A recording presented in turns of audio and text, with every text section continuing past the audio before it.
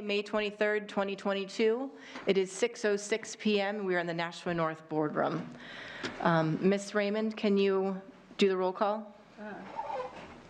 Absolutely. Ms. Darling? Here. Mr. Claffey? Here. Ms. Giglio? Here. I'm here. Ms. Lampier? Here. Ms. Brown? Here. Ms. Zeem? Here. Ms. Johnson? Present. Ms. Bishop? Here. Okay. We also have Dr. McKinney. Dr. Sarfty and Mr. Parker are not here. We have Mr. Donovan, and we have Ms. Carey. We have Mr. Sahu.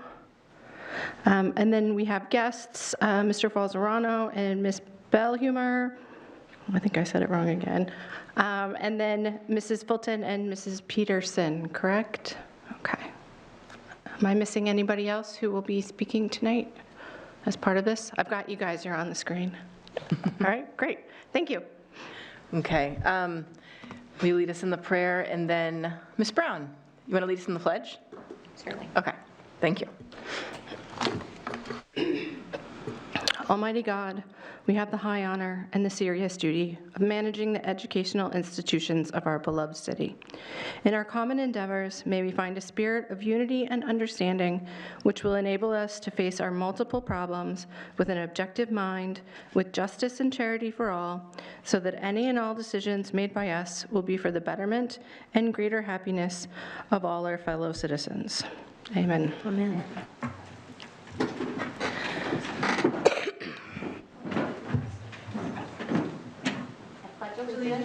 To the flag of the United States of America and to the republic for which it stands, one nation, under God, indivisible, with liberty and justice for all.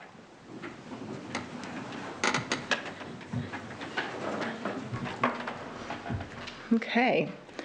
Tonight on our agenda, we have two presentations. The first one's going to be from Pennachuck Middle School, and Mr. Falzerano can come up here and introduce his amazingly independent students.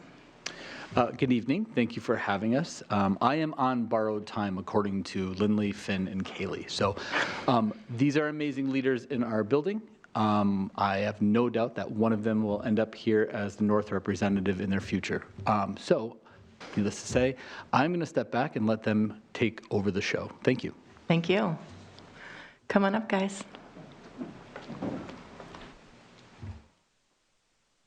Okay. Hello, I'm Lindley, and back here are my friends Finn and Kaylee, and we are from Pennachuck Middle School. Pennachuck Middle School works hard not only to educate, but to also provide students a fun learning environment, such as spirit weeks, tournaments, and fundraisers. We organize these events through our student council. We help finance and organize these events. So here are extracurricular activities. So we have our fall sports, which includes boys soccer and girls soccer. We have boys and girls cross country and girls volleyball, and cross country is a no-cut sport. For our winter sports, we have boys basketball and girls cheer. We have boys wrestling, and wrestling is also a no-cut sport.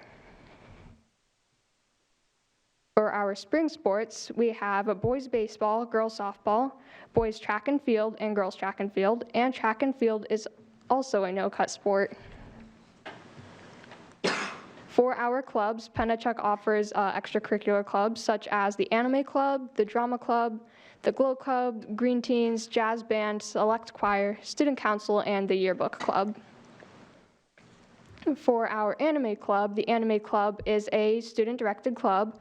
It is a club where they gather after school to discuss anime, and they work on their drawing skills. And I will hand it off to Finn.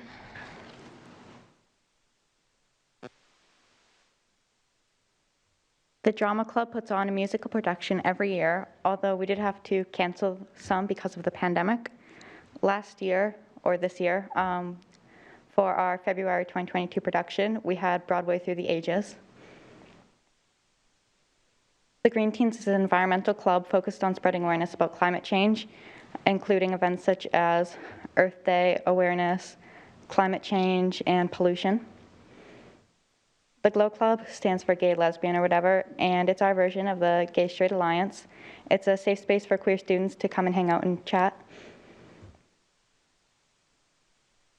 The Student Council meets bi-weekly to discuss our plans and projects, including brand new clubs, food drives, and dances, and other things like that. Mental Health Awareness Week was a recent Spirit Week for our Trimester 3 Spirit Week, and it was themed around mental health and kind of making sure that students are taking care of themselves and aware of their well-being. We have an annual Thanksgiving season food drive where grades collect different types of items. 6th grade usually does breakfast, 7th grade lunch, and 8th grade dinner. The winning grade will be able to tape Mr. Falzerano to the wall if they collect the most amount of items. We do have several planned or potential school projects, including the baking club, school store, school news club, and movie night. Not all of these are guaranteed when or if they'll happen, but they are things that the Student Council has been and will be working on. The Yearbook Club, the Reflections Yearbook Club, is responsible for producing the yearbook. Students edit pages, take pictures, and type up the yearbook. And last year it did make the news because it's pandemic style, and I think that it's certainly something that will be in the history books.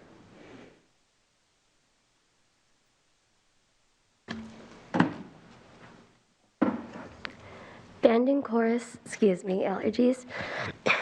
Band and chorus are offered as full-time unified arts, but students who are looking for more can audition for jazz band and/or select choir. These groups require an additional time commitment. Then for our social events, most social events are planned by the Student Council or the PTO. Some school-wide events we have had this year was our annual dodgeball tournament and field day. We are also planning to host an 8th grade dance. We have multiple activism campaigns. These include our Anti-Bullying Week, our Red Ribbon Week, our National Day of Silence, our Earth Day activities, which happened the 22nd of April, and we have had our Mental Health Awareness Week, which we implemented for Spirit Week for our Trimester 3. We also have many specific grade-wide events. These include our 6th grade Potato Olympics, our last Christmas dance performance with Miss Walsh. We have team days and the holiday gift auction. We also have several 7th grade specific events. These include team building projects, Earth Day projects. We have an end of the year ice cream social and team days. Then for our 8th grade events, we've had our Peers Giving, our culture project, which includes studying a certain culture and sharing them between our grade teams. We also have team days, creative writing projects, and we have our 8th grade dance. Thank you for giving us your time.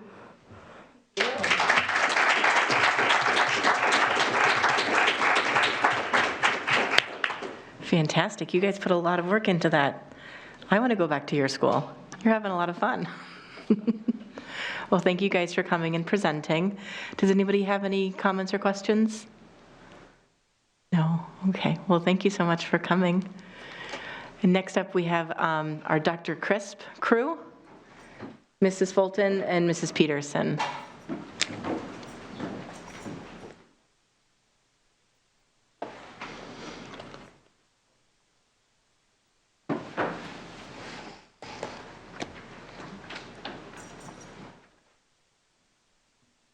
Thank you so much for having us this evening. Oh, you have to put the mic on. Oh, sorry, I thought it was...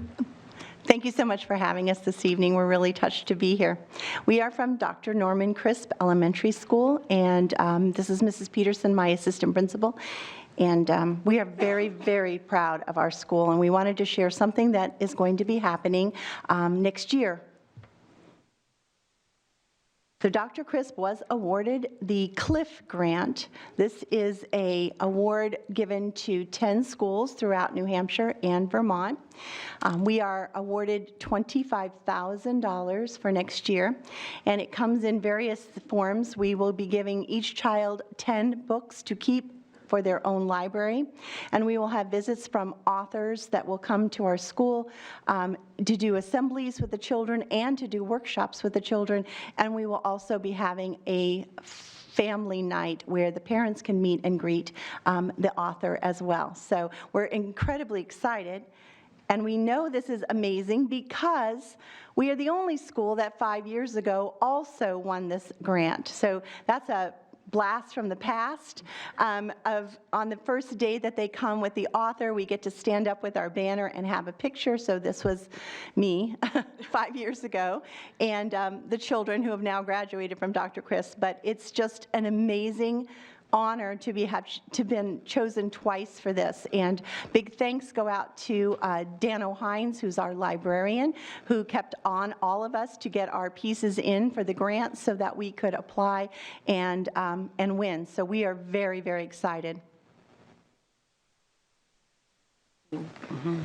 Okay, so this year, reading has been kind of our focus area, coming back from COVID and having that learning loss. So we, at the beginning of the year, decided to do some deep dives into data, looking at what the children had for foundational skills, and met as PLCs to really hone what their next targets for instruction would be. So from the beginning of the year, we all met as PLCs, and it was an all hands on deck kind of situation. All our Title I teachers, our reading specialist, Sherry and I each took a reading group as well.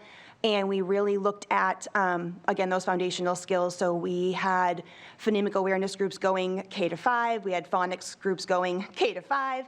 Classroom teachers took groups. They shared students. And we really looked at that data fall to winter and saw tremendous, tremendous growth. So we're excited to see, now that we're coming up at the end of the year, what amazing growth happened from January to now. We're seeing it already, so we can just imagine what those pie charts are going to look like at the end of the year. We're lucky enough to, through our Title I grant, we were able to purchase additional intervention programs and pieces to use in the classroom. So we've been able to deploy those this year with some great results as well. And we just got Lexia a few days ago, so we've been playing with that already with some of the classes this week. And we'll be deploying that for all students K-5 moving forward. So. I have to tell you, Meg and I think the best part of our week is when we get to take our 5th grade reading groups. It's really fun. It brings us back to the days when we were teachers, and it's exciting for them, I think, to have a reading group with their principals. So next year, our goals are going to be, of course, to continue building literacy and a firm and strong foundation at Dr. Crisp. We're going to integrate literacy into all areas in the curriculum, and through the grant, the Title I grant, we've been buying books for all different grade levels so that they can access that. We're looking forward to having more family engagement nights built around literacy. We'll be getting new books for our school library and our classrooms, and through this grant, they also give a donation to the Nashua Public Library in our name. Each student, we're really excited about this, each student is going to publish one book. That is something we are so excited about as teachers. We're going to be doing a book study called The Writing Revolution, and the children will be writing their own books, and we'll laminate them. They're going to be the illustrators, and then we will have a night where the parents can come and share the books with their kiddos. So that is something on the horizon that we're really looking forward to. And of course, each child gets 10 books to keep through this grant. So we're already on our way because we've had an author visit already. That's the man in the red shirt has already come to Dr. Crisp this year, and we divided our children up into very small groups, and he stayed all day working with kiddos, and at the end went into the 4th grade to help talk to them a little bit about being an author and what does it mean. Then we are having a field day on June 9th. 16th, sorry.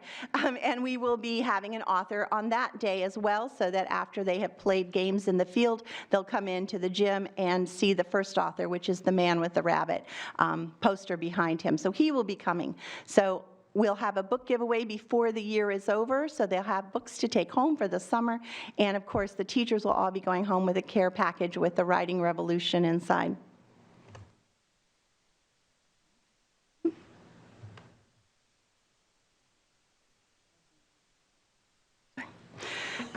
So in conclusion, this is at one of our book giveaways this year. The kids were so excited to get some books to read and take home.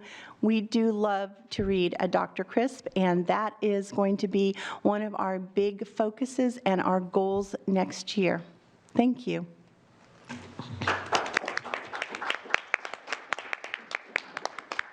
Thank you. What an exciting adventure for the kids to be on. I remember back when I was in Birchhill, Mr. Brown, who did the Arthur series, came, and that's a memory that sticks with me. I mean, it's only been like 4 years, but I think that's a great experience for the kids. Ms. Seem? I wanted to say first that I'm delighted to hear that you actually rolled up your sleeves and got in there with them. I think that creates such a wonderful role model, and I appreciate it more than I can say to you. But I also would like to ask you on the grant, do they follow up after that and see, is there any follow-up to say how effective was this and going for, because I assume this happens you have opportunities for this and frequently, I would hope. They do, and they follow up with us throughout the year. We have conference calls with them, and our first conference call will be in a few weeks to get everything kind of going and get started. The other thing is about April of next year, they have a conference, and all of the teachers who were the teacher leaders on this are invited and go to it in Vermont, so they get even more tips and books and visits with authors, so encouragement. And the teachers get very excited about this, so we feel really lucky. Oh, that's wonderful. Thank you so much. Starling?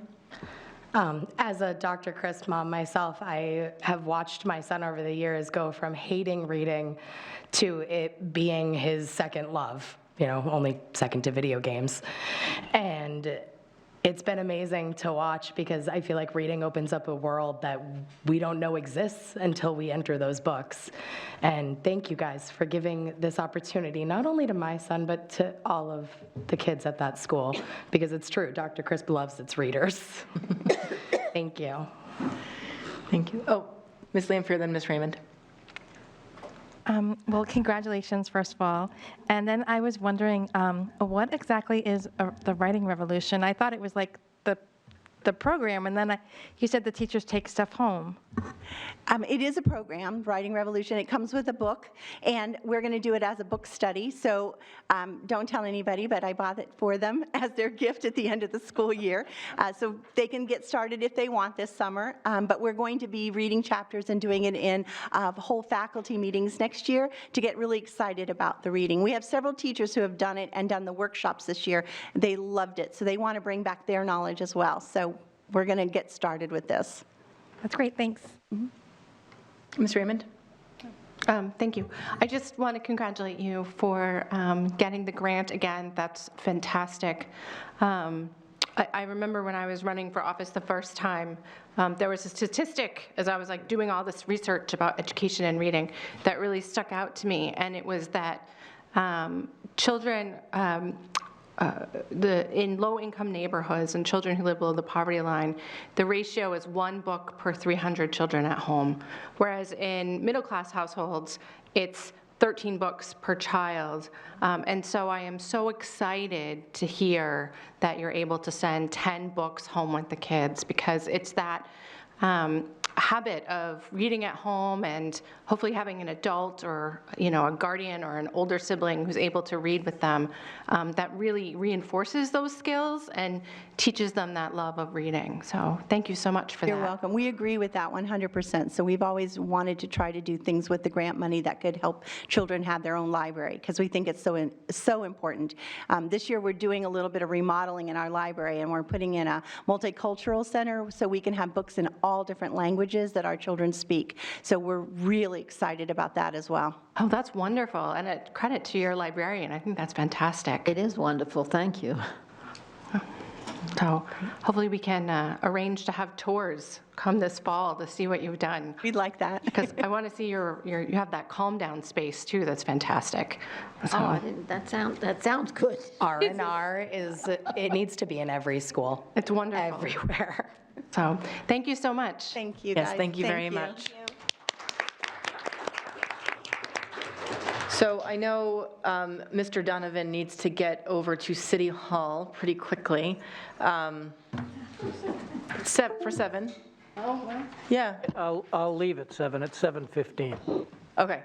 So we'll quickly buzz through the consent agenda, and then if you guys don't mind, we'll flip-flop and do, finance is already first. Yeah. Okay, so we'll just go quickly, so stay on track. Jen. We would actually be going before public. We don't even have any. Well, we'll find Do we have anybody signed up for public comment? No, okay. So nobody's here, so we can just bop right into finance and ops. But first, looking for a motion, what? Okay, looking for a motion to accept the consent agenda?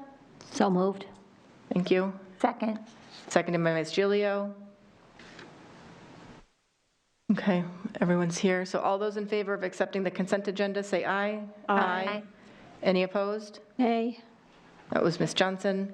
Is it, Ms. Johnson, were you the only no? Oh, Ms. Brown did too. Okay, thank you. Oh, and Ms. Darling stepped out. She'll probably be back in about 15 minutes. So, any communications outside the consent agenda that anybody wants to bring up? Seeing none, we'll move on. Dr. McKinney, do you want to do your, hold on. Again, we have nobody signed up for first public comment, right? Nope, okay. So we'll bop right into Dr. McKinney's superintendent comments, and then we'll just go quickly. Okay, thank you. 5 things for tonight. First, last Tuesday, Chef Quimby and 12 of the Culinary 2 students from both high schools traveled to the New Hampshire Food Bank in Manchester to donate their time to produce more than 1,800 meals for food bank agencies, specifically Nashua Soup Kitchen and Shelter and Southern New Hampshire Services benefited from the students' cooking and food preparation efforts. Chef Quimby would like to acknowledge teachers who have supported the culinary students over the past 2 months, ordering meals to go, in order for students to practice quantity, production, expectations, and experience in anticipation of their day at the food bank. And we appreciate Chef Quimby and his students extending their cooking mastery to members of our community. Second thing, on April 30th, Nashua Veterans of Foreign War Post 483 honored 4 Fairgrounds Middle School students at its Loyalty Day celebration. The students participated in the Patriots Pen Essay Contest, sponsored by the VFW for middle school students. The topic of the essay was, "How can I be a good American?" And the winners were Keegan Dolan, first place, Rebecca McDonald, second place, Amanda Souza, third place, and Emma Cassius as runner-up. Congratulations to all these students, and it was wonderful that all top 4 winners were from Fairgrounds Middle School. Congratulations to 8 of the 44 nominees for the New Hampshire Department of Education Teacher of the Year 2023. All from these 8 people are from the Nashua School District. So congrats to Lisa Drew, Polly Kusaka, Carmen Cascal, Amanda Lozo, Louise Norway, Maureen Pat, Harriet Perry, Kristen Powers, and that's all. According to the New Hampshire Education Department, the purpose of this program is to select a teacher who is capable of speaking for and energizing the teaching profession and representing the positive contributions of all teachers statewide. We wish each of these teachers the very best of luck in the ongoing selection process, and congratulations again. Second to last, a reminder about graduation days. Friday, June 10th is graduation for Brentwood Academy. June 13th, Nashua High South at Stellos, and Tuesday, June 14th, Nashua High North at Stellos. And for the first time, students earning a diploma through the Adult and Community School this summer will be joining their classmates at Stellos for the graduation exercises. The graduates are looking forward to joining their classmates rather than having a standalone ceremony. And last but certainly not least, I just want to take time this evening to recognize our secondary school marching bands. Our middle school and high school marching bands will be joining the Nashua residents to honor the memory of those who have passed away at the City of Nashua Memorial Day Parade on Monday. The parade especially honors the memory of those who served in the armed forces and who were sadly killed during their service. We join them in paying humble tribute to their commitment and service. Thank you. Thank you. Board response to superintendent comments. Again, Mr. Donovan wants to get out of here. We'll go this way first. It's just fun. It just keeps things going fast. And I get to keep talking about you. I'll go this way. Ms. Giglio? Okay. I'd just like quickly, I'd like to know on the food, where they were ordering the foods, did that go out through email to the families and the families were able to do that? Is that how they, I think you said that, if I understood it correctly, that they were practicing by selling take-home foods? So the North teachers supported the culinary students over the past 2 months, ordering meals to go so the students could practice divvying out food production quantities. So it actually went out through the school? That was practice, and then for the actually 1,800 meals that went out, Nashua Soup Kitchen and Shelter and Southern New Hampshire Services shared that information out. Thank you. Oh, thank you. 1,800, wow. I hate to interrupt. I saw you turn the recorder on, but it's making that funny screen, and I just want to make sure that I didn't telepathically ruin it. It's going, okay. Oh, okay. I think I've forgotten to record like once or twice, and I just, like in policy meetings, so I don't like to do that. Anyway, Ms. Brown, thank you. Okay. Oh, you're good. Okay. Ms. Raymond? Yes, thank you. Congratulations to all. I love hearing all of these success stories. Our students are fantastic, and I'm really impressed to hear so many of our teachers get nominated for Teacher of the Year, especially this year, which has been particularly challenging. I just had a question for Dr. McKinney, and that is a request that he send us the information for the Brentwood graduation ceremony. The board did get the RSVP information for the other two. And then I got in the mail today the one for the Adult Learning Center. So we're just missing Brentwood. Thank you. Ms. Johnson? I'm all set, thank you. Thank you. Ms. Lampier? Mr. Claffey? Okay. Next, we have student member, Mr. Sahu. I have no comments tonight, thank you. Oh. I think I spoke enough at the last one. I always look forward to hearing what you have to say. Must mean North didn't win anything this week. No, South. Sorry, South. I was going to say, North doesn't usually win that much anyways. No, I'm just kidding. I'm definitely going to have to tell Armani I said that. No, but yeah, I have nothing tonight, but I'll make sure to have something good for you guys for the next meeting. Thank you. And I just want to congratulate the teachers and the students who were, Dr. McKinney spoke about. That was a fantastic honor and accomplishments. And it's nice to see Nashua getting recognized for all the good work that it does. So we'll quickly go on to the committees. No budget updates. So Ms. Johnson, floor is yours. Thank you very much. I like the floor. We met on May 10th, 2022. I'm going to move to approve the purchase of the various CTE equipment per the memo dated May 10, 2022, using the Hvac Ed Capital Reserve Fund in the amount of $13,533.48 from account 91.76.991300.71000. Second. So Ms. Johnson made that motion and Ms. Brown seconded it. You have it written down? Okay. All those in favor? Excuse me, can I ask a question before? Yeah, sorry, Mr. Claffey. I had a couple of questions, is that all right? Okay, yeah, go ahead. Mr. Dunn, I'll try to keep it short.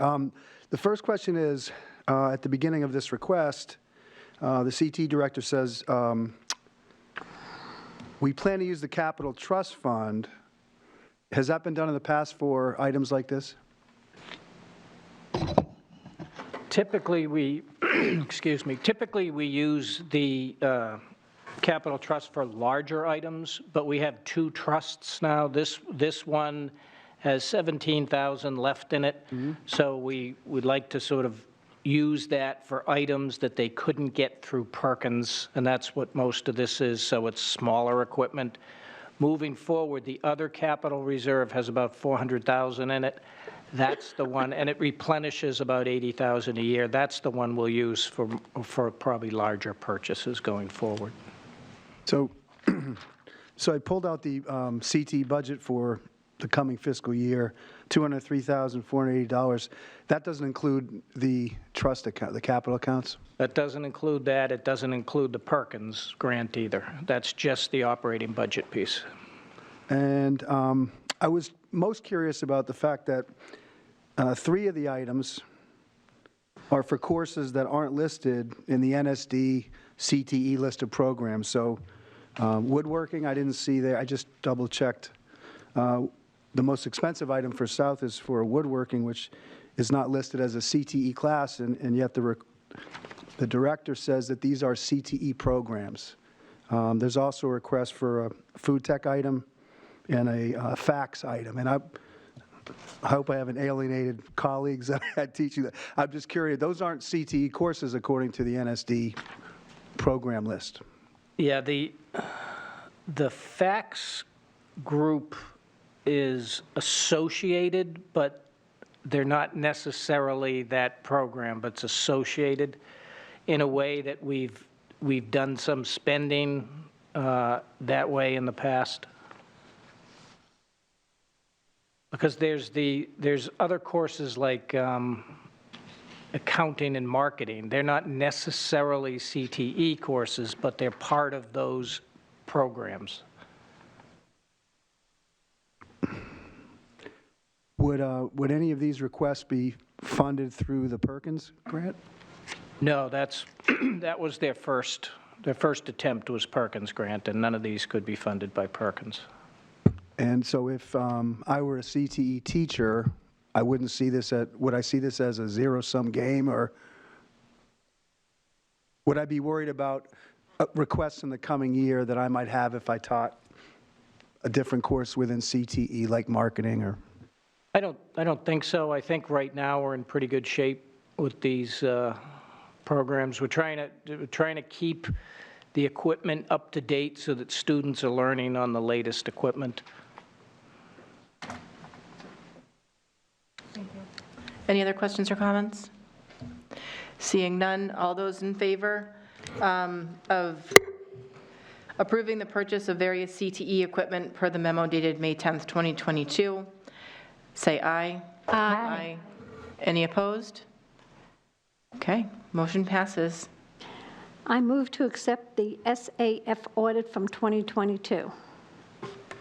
Second. Ms. Johnson made the motion, and Ms. Lampier seconded. And I know, it's not for you.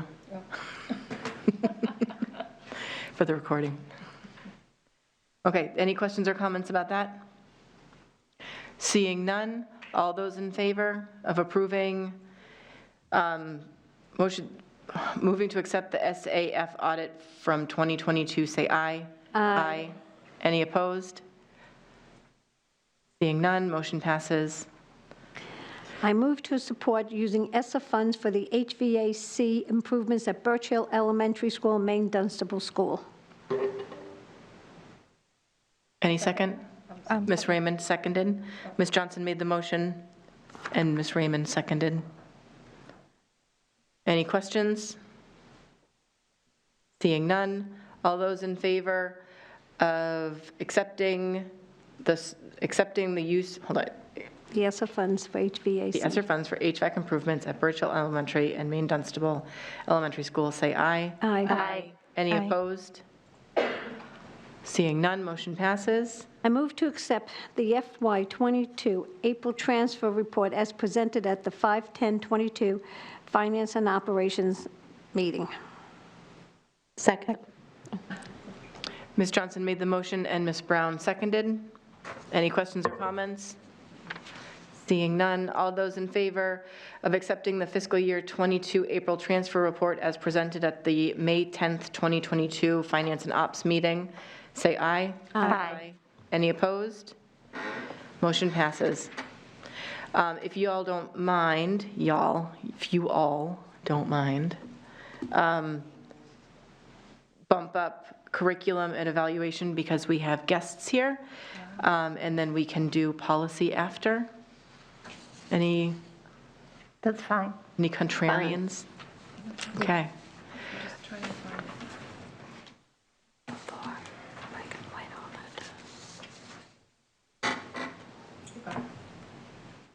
Ms. Brown, I'll give you the floor. Thank you. So we met on May 16th, and we have a few recommendations for the board. So I move to approve the agreement with Vista in the amount not to exceed $257,917.50 to be paid for by ESSER funds. Second. Ms. Brown made the motion, Ms. Lampier seconded. Any comments or questions? Okay. When we get to the ones that need the follow-up, just let me know. Okay. Okay. Okay, so all those in favor of approving the agreement with Vista and the amount not to exceed $257,917.50 to be paid by ESSER funds, say aye. Aye. I think that was the one that needed the follow-up. Does anybody have any questions? But it was really, it's an excellent program. It has to do, it's very supportive of our ELL students. It will actually also forward our mission for meeting the recommendations from the Department of Justice. And we had a wonderful presentation that I recommend everyone go online and watch from the lovely teachers that came in and joined us last week.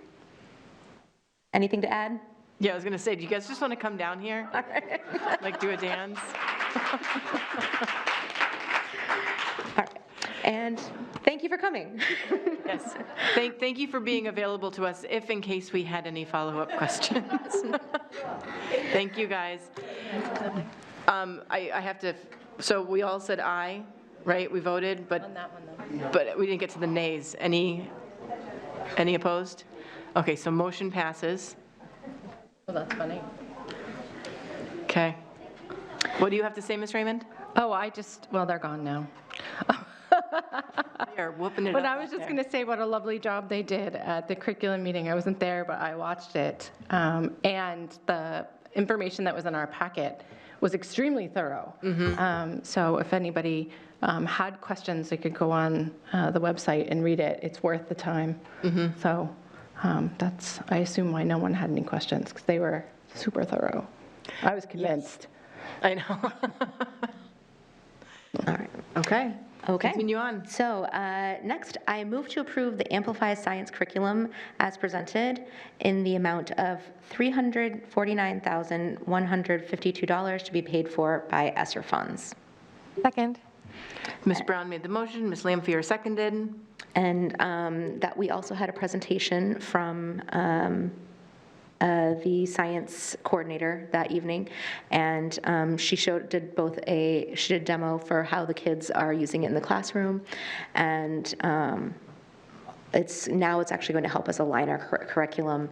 Eventually, the goal is K through 8, but the curriculum, this goes 3 through 5 to get us aligned up to there, and so we're using our ESSER funding to get us there a little sooner.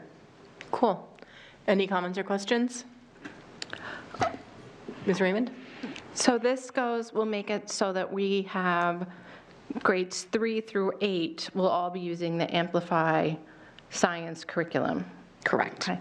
And then the second question that I had was, in the middle school, the 6, 7, 8, they're all middle school curriculums. So, we had taught them out of order, and then we changed up the order.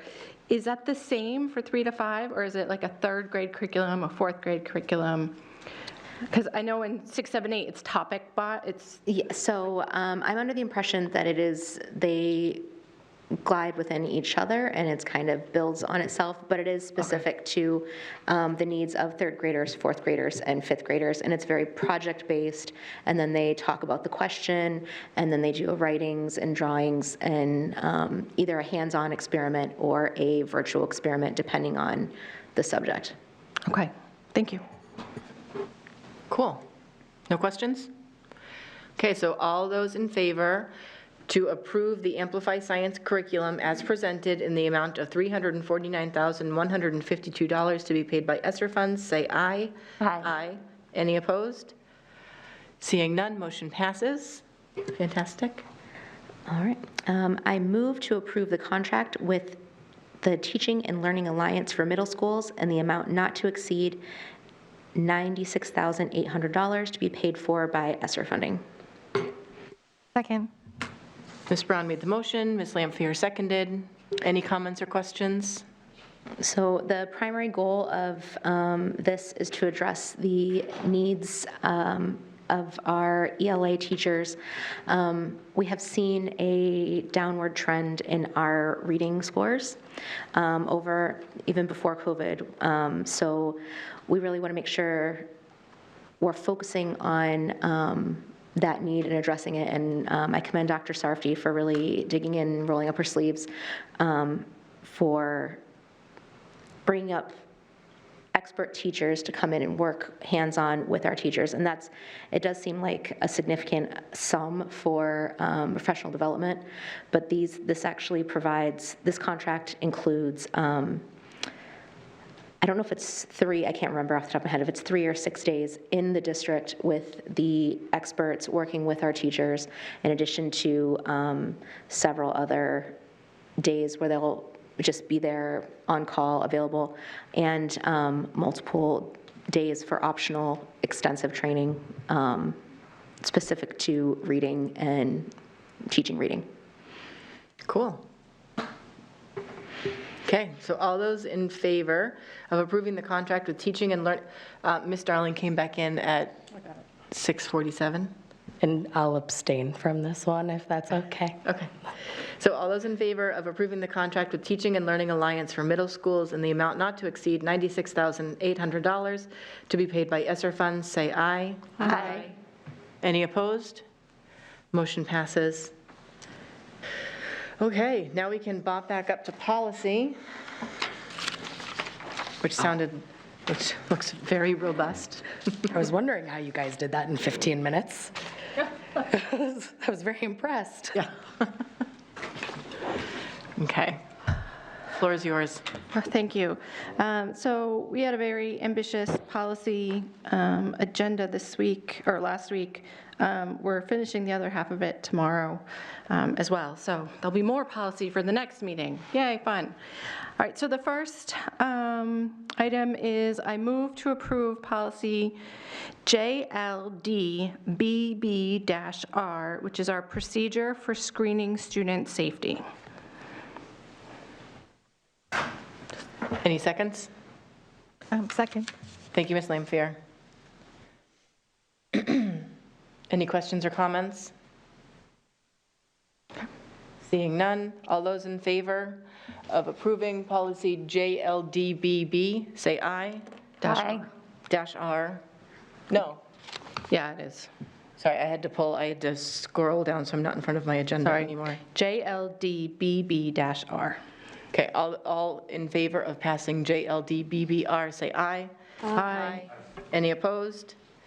Okay, motion passes. Okay. That is the one thing about going paperless, is now I have to scroll Yep. past these 8-page policies every time I want to look at something. There is a way to do like a split screen so you can have both things up, but I am without children right now, so I don't know how to make that happen. All right.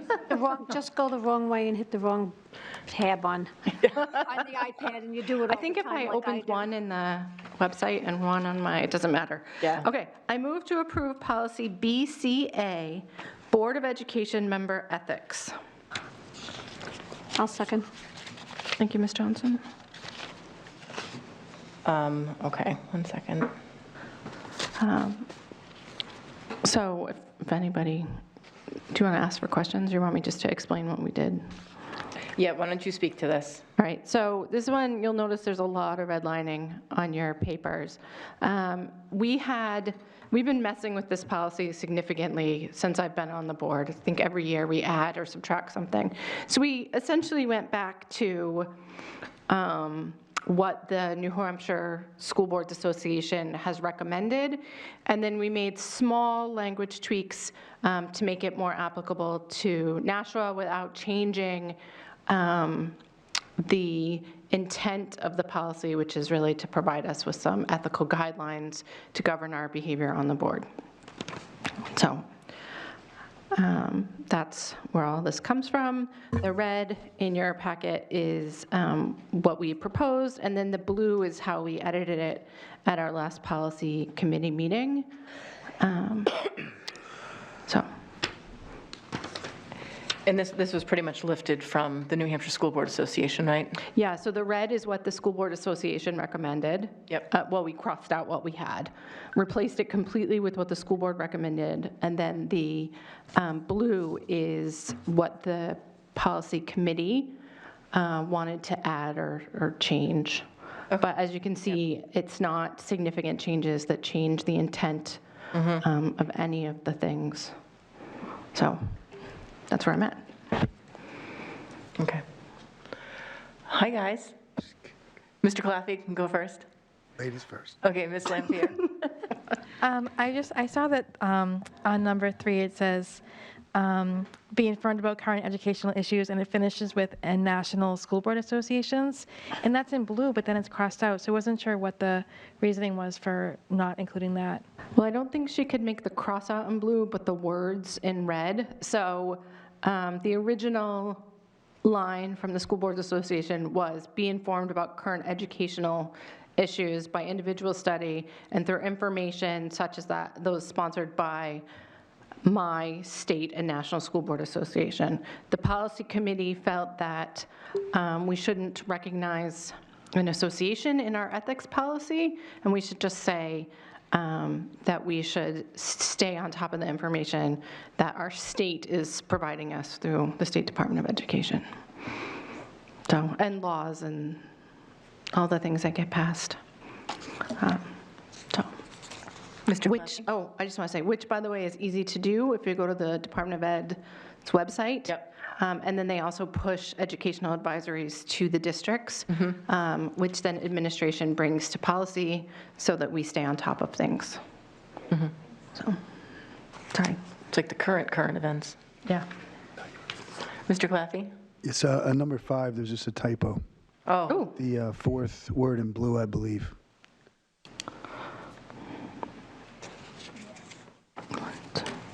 Courtesy? Yes. I hope, am I spelling it wrong? That would be really, I'm going to walk out if that's. I'm gonna send myself a fake text message. No, it's courtesy. Yeah, no, I think that's right. I think there's is there an O in there? Court. I am courting you, giving you courtesy. Yeah, there's an O. Yeah. Thank God for Google, man. How do people do this without it? Good thing we have a right, teacher, so former notes. teacher here around the board, so he catches all these typos. 5. Future, should we do that behind closed doors, or is that? No. I mean, honestly, it should have been picked up on by all of us at some point or another, I guess. Well, it's entirely possible that I spelled it wrong in my handwritten notes, because the red is what we have to work with, and then I just scribble a note to the administrative assistants in the superintendent's office. So my handwriting is not always awesome, and also I'm not the best speller, so. I still have to read everything back. Remember when you would write an essay and you read it backwards so that your mind wouldn't miss words because you know what you're going to see next? That's what I do. I've never, okay. So It disconnects Thank your you. brain from recognizing grammar and skipping over errors. It forces you to focus on the right. error. It's really important to me that I hate putting things out. I love that this That is a have grammar mistake spelling. on Heather's watch. It's I just- cannot tell you You how have no happy idea this how makes me. irritated I am about this. So, Okay.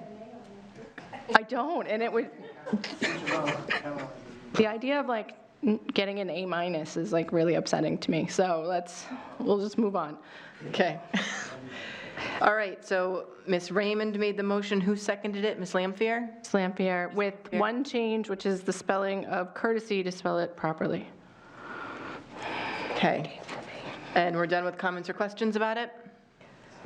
Okay, so All those in favor of approving policy BCA, say aye. Aye. Any opposed? Great. Motion passes.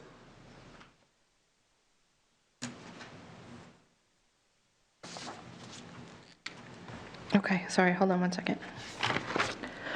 All right, so I move to approve policy BCA-R, which is the Board of Education Member Ethics Acknowledgement.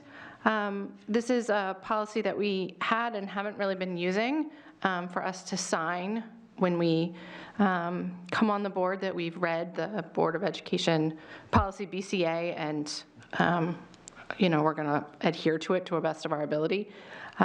We've just updated this one to say biannually, since annually or just when we started isn't working for us. If we just do it every time there's an election, so I would guess like a board every other January, the whole board and the new people can do it.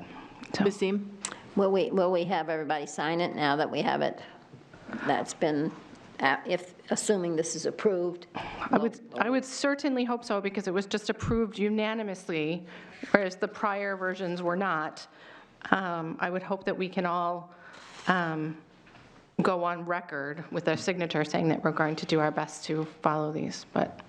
So we just need to make sure that administration knows that, Tara, or whoever does it, needs to know that it needs to go out for everybody to sign. Yeah, I can make sure that they're put in the board packet, and I can bring them. Thank you. Possibly, when we do that, where you pick your committees, request your committees. Yeah. Ms. Johnson? Thank you. I did not vote for this in committee, and I explained why, because I spoke with council. Council said we do not have to sign this because we take the oath of office. This is basically saying the oath of office again. And she said we do not have to sign this. I'm not going to sign it. It's because we've already taken the oath of office, and that's all it's talking about, the oath of office again. And, I shall, to the best of my ability, adhere to all ethical statements. Well, if you have to say that a second time around after you raised your right hand for 4 years, I think it's bad. And considerations contained within that policy. We know what's right, we know what's wrong, we know what we're supposed to be doing when we took that oath of office.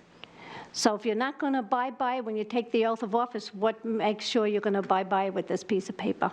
I asked council, she said, we do not have to sign it. So you can't make anybody sign it.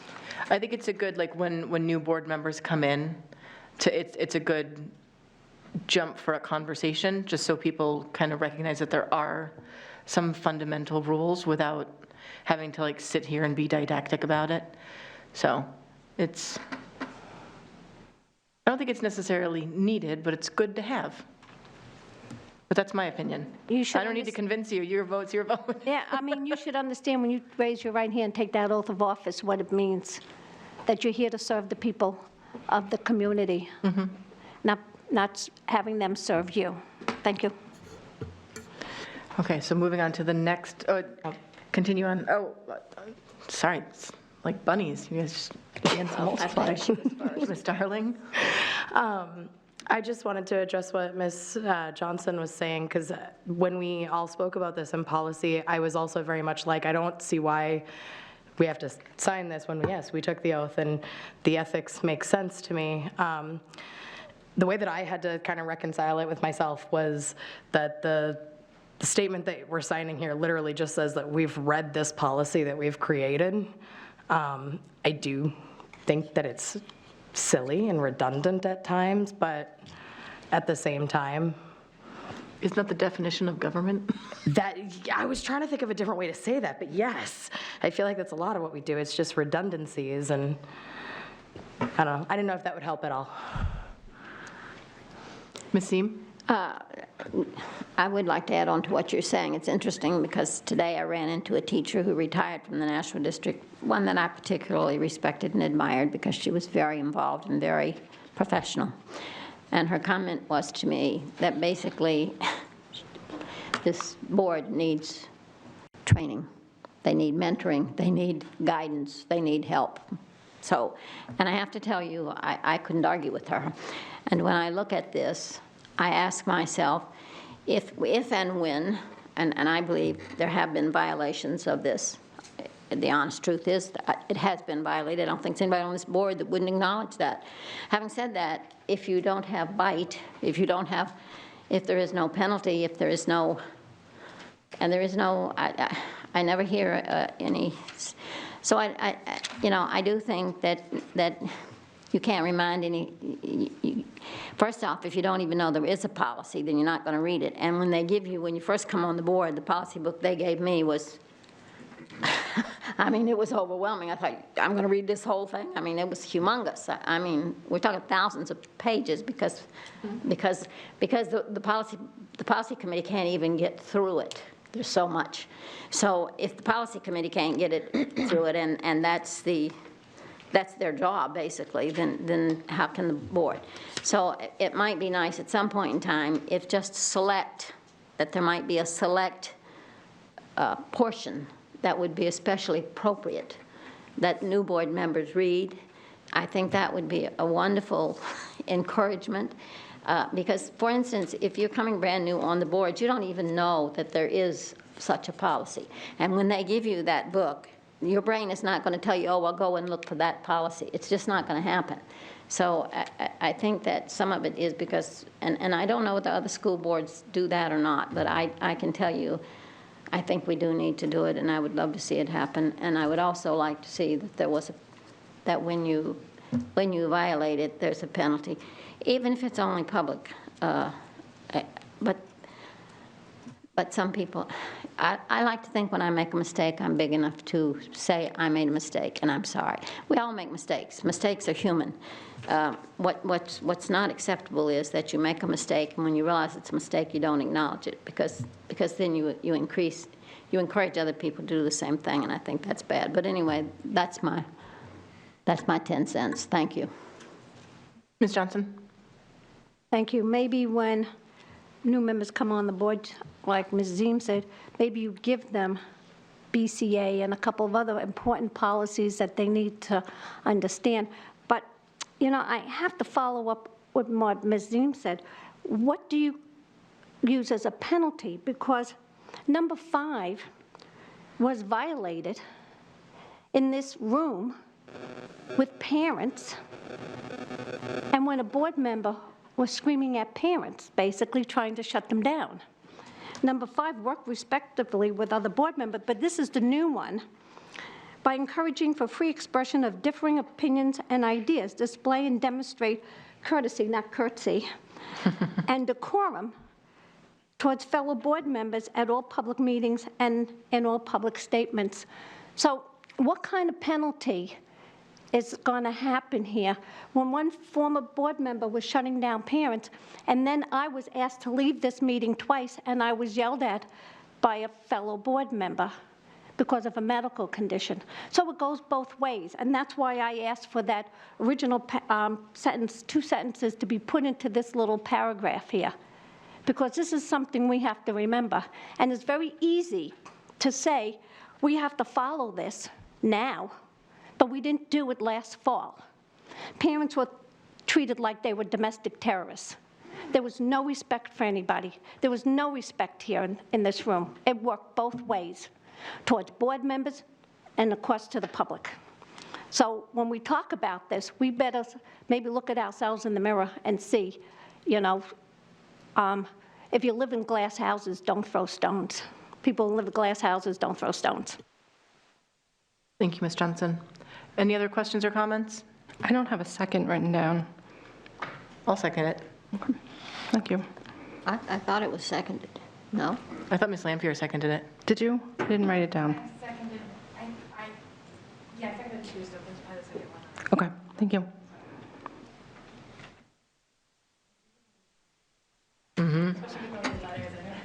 Yes. That's all. Okay, so seeing no more discussion on this, all those in favor of approving policy BCA-R, say aye. Aye. Any opposed? Nay. 1 opposed, motion passes.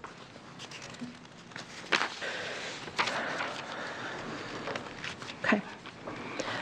So the next I have is a motion to approve policy ILD, educational non-academic questionnaires, surveys, and research. And this was also obtained from NHSBA? Right, but I want to get the second first, and then I'll tell. Oh, sorry. I'll second it. Thank you. So this is a policy that we had already. It's required by state law to have one, and then there have been changes to state law. So we have updated it with the assistance of the attorneys at the School Board Association to make sure that we are very clearly having a policy that aligns with New Hampshire state law. So there have been several changes since 2018.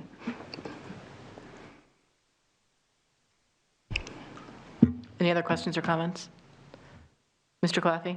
Yeah, I had thank you. I had a question. Maybe Dr. McKinney could answer this. Looking at the New Hampshire law, thinking about a high school health class, Health 1, and thinking about what I know of the curriculum, and I wonder whether some of those would be covered in a typical high school health class as part of the academic content.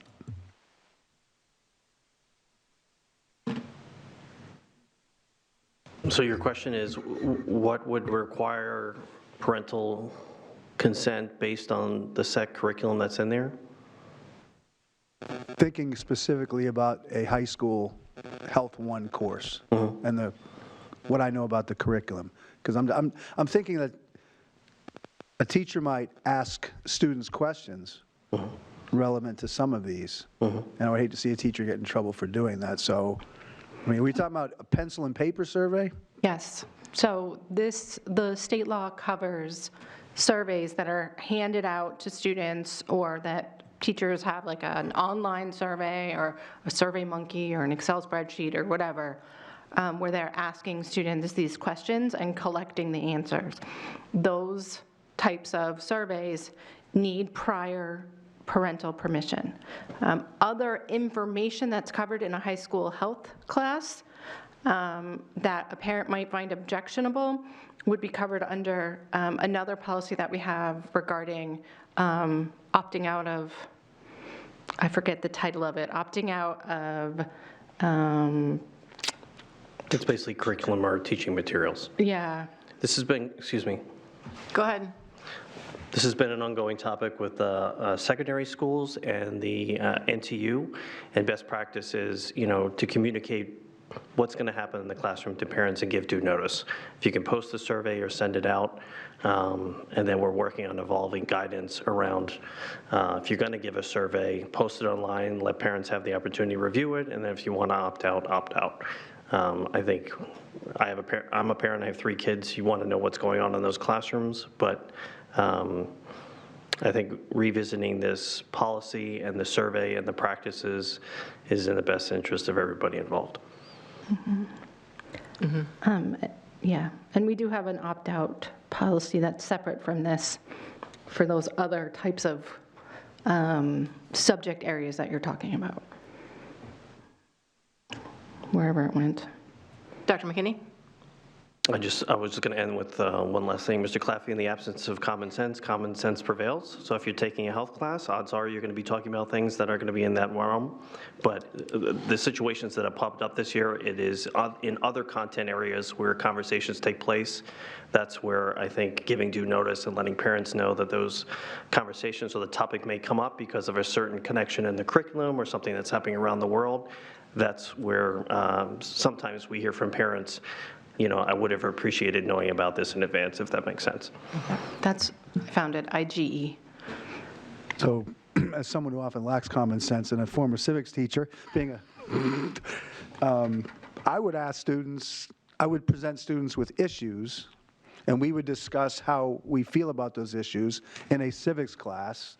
And reading this, I was a little bit nervous because it seems to be you shouldn't be getting into politics, but I think it's a civics class. If it's civics class, common sense.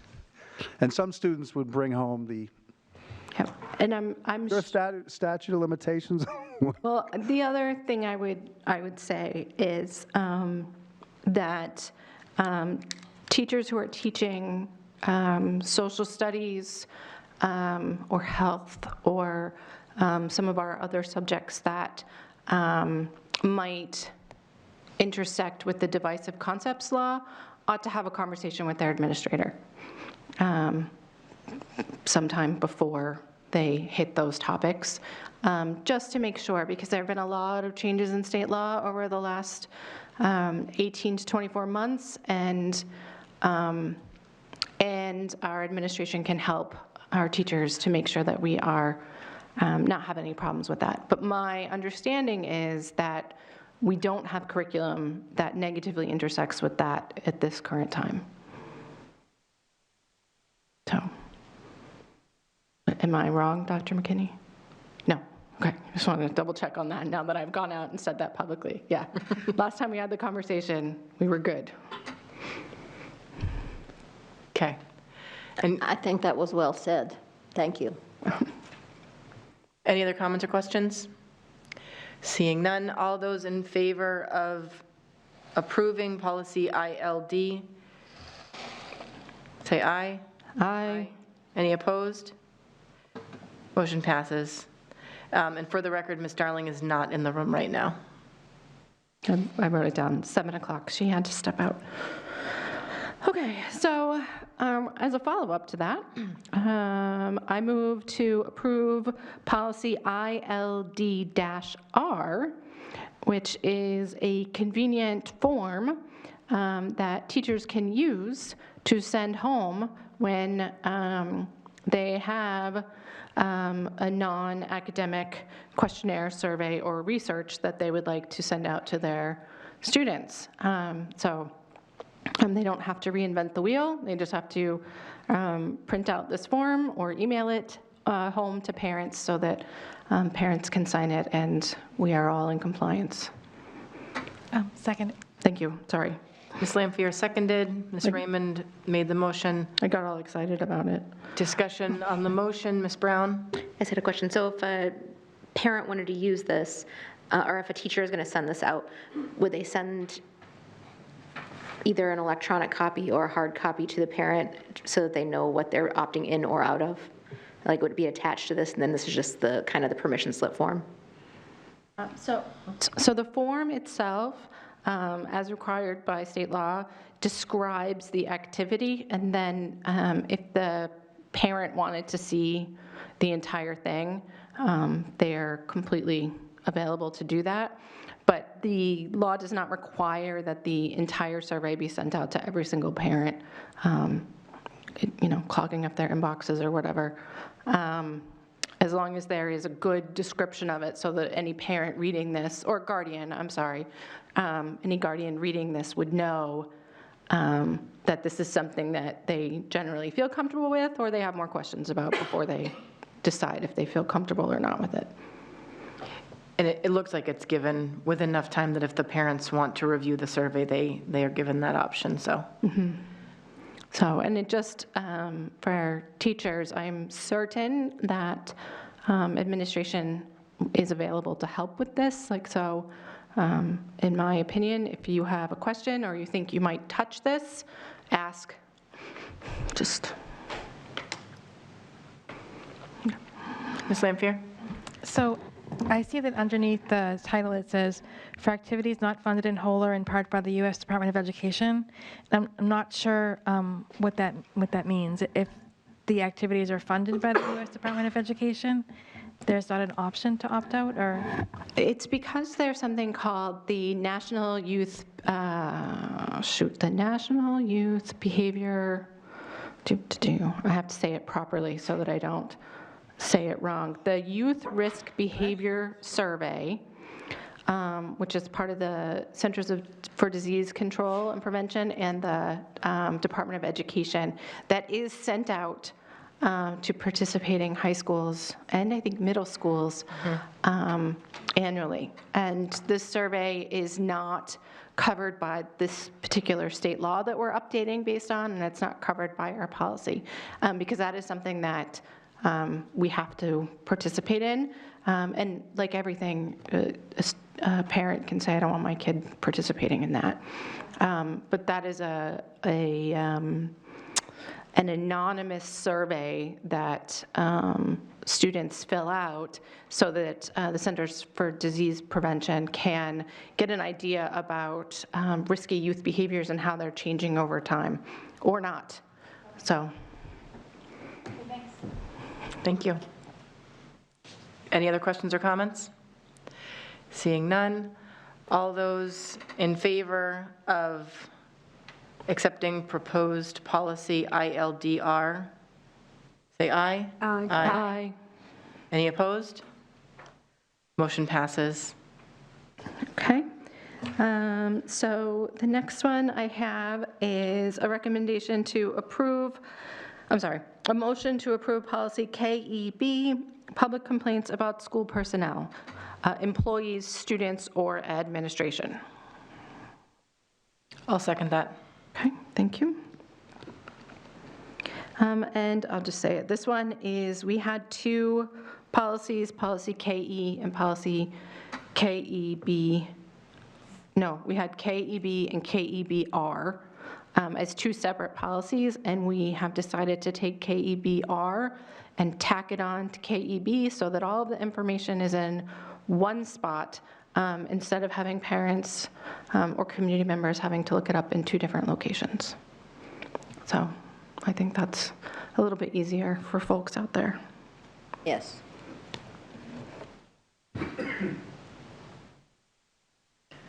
Any, Ms. Lampier? Is the only change made the first couple paragraphs there? Because it's not in red, it's all in blue, so I didn't know if this was... So it's all in blue because it's our policy. So the original policy is in blue, and then we've just kind of expanded it to include policy KEBR, which is the second part of this one, hearings. And just kind of updated the language to make it very clear. Okay, thanks. So I can see us kind of running into, and we've talked about this, I feel like ad nauseum, in regards to how to best keep the meetings on track in regards to public comment. But I feel like if people come to public comment and start speaking to some of these things, we have that issue where we really can't, we can remind them that this is the policy here. I know we just continue to work on how to tactfully, professionally, and with curtsy, guide public comment, so as they're nearing this policy, we let them know that we do want to hear this, but there are proper channels to go through. However, it can look like we're silencing public comment. So I know at the beginning of the year, we have NHSBA come in and they do a big, huge training. However, we see it, the public doesn't always see it. So what I would like to do, and this isn't a policy, this will just be something for me, and whoever is the next president can carry it on, but I put on our new public comment sheets an email address, and there's a click-off part if you want somebody to get back a hold of you. So if people start coming into, this area of kind of jeopardy. Well, or needing some further action. Without us hearing it, is please indicate on the sheet that we need to be following, this needs to go through administration first. And I can follow up with an email, explain this policy, why it was that, we graciously asked them to stop talking. You know what I'm trying to say. But I think that needs to be more public, because when we just start saying you need to stop talking and we do it quickly, it can just escalate a situation. So I think it's just a finesse that we're going to have to work on to make this policy work. Yep. The other part of this policy that I think is important that wasn't in there before are the numbered things here, the numbered steps, because as board members, we get a lot of feedback from the public. We get people who email us individually, we get people who email the board. We get stopped at, Target and the grocery store and, at community events. With people who have problems and they want our help solving them. So this policy also helps for us to outline, and for the public, exactly what we will do with that information so that there's a consistent response to information, so that it doesn't matter if you tell Mrs. Ziem or tell me or tell Ms. Lampier, we are all going to follow the same procedure, making sure that that gets heard.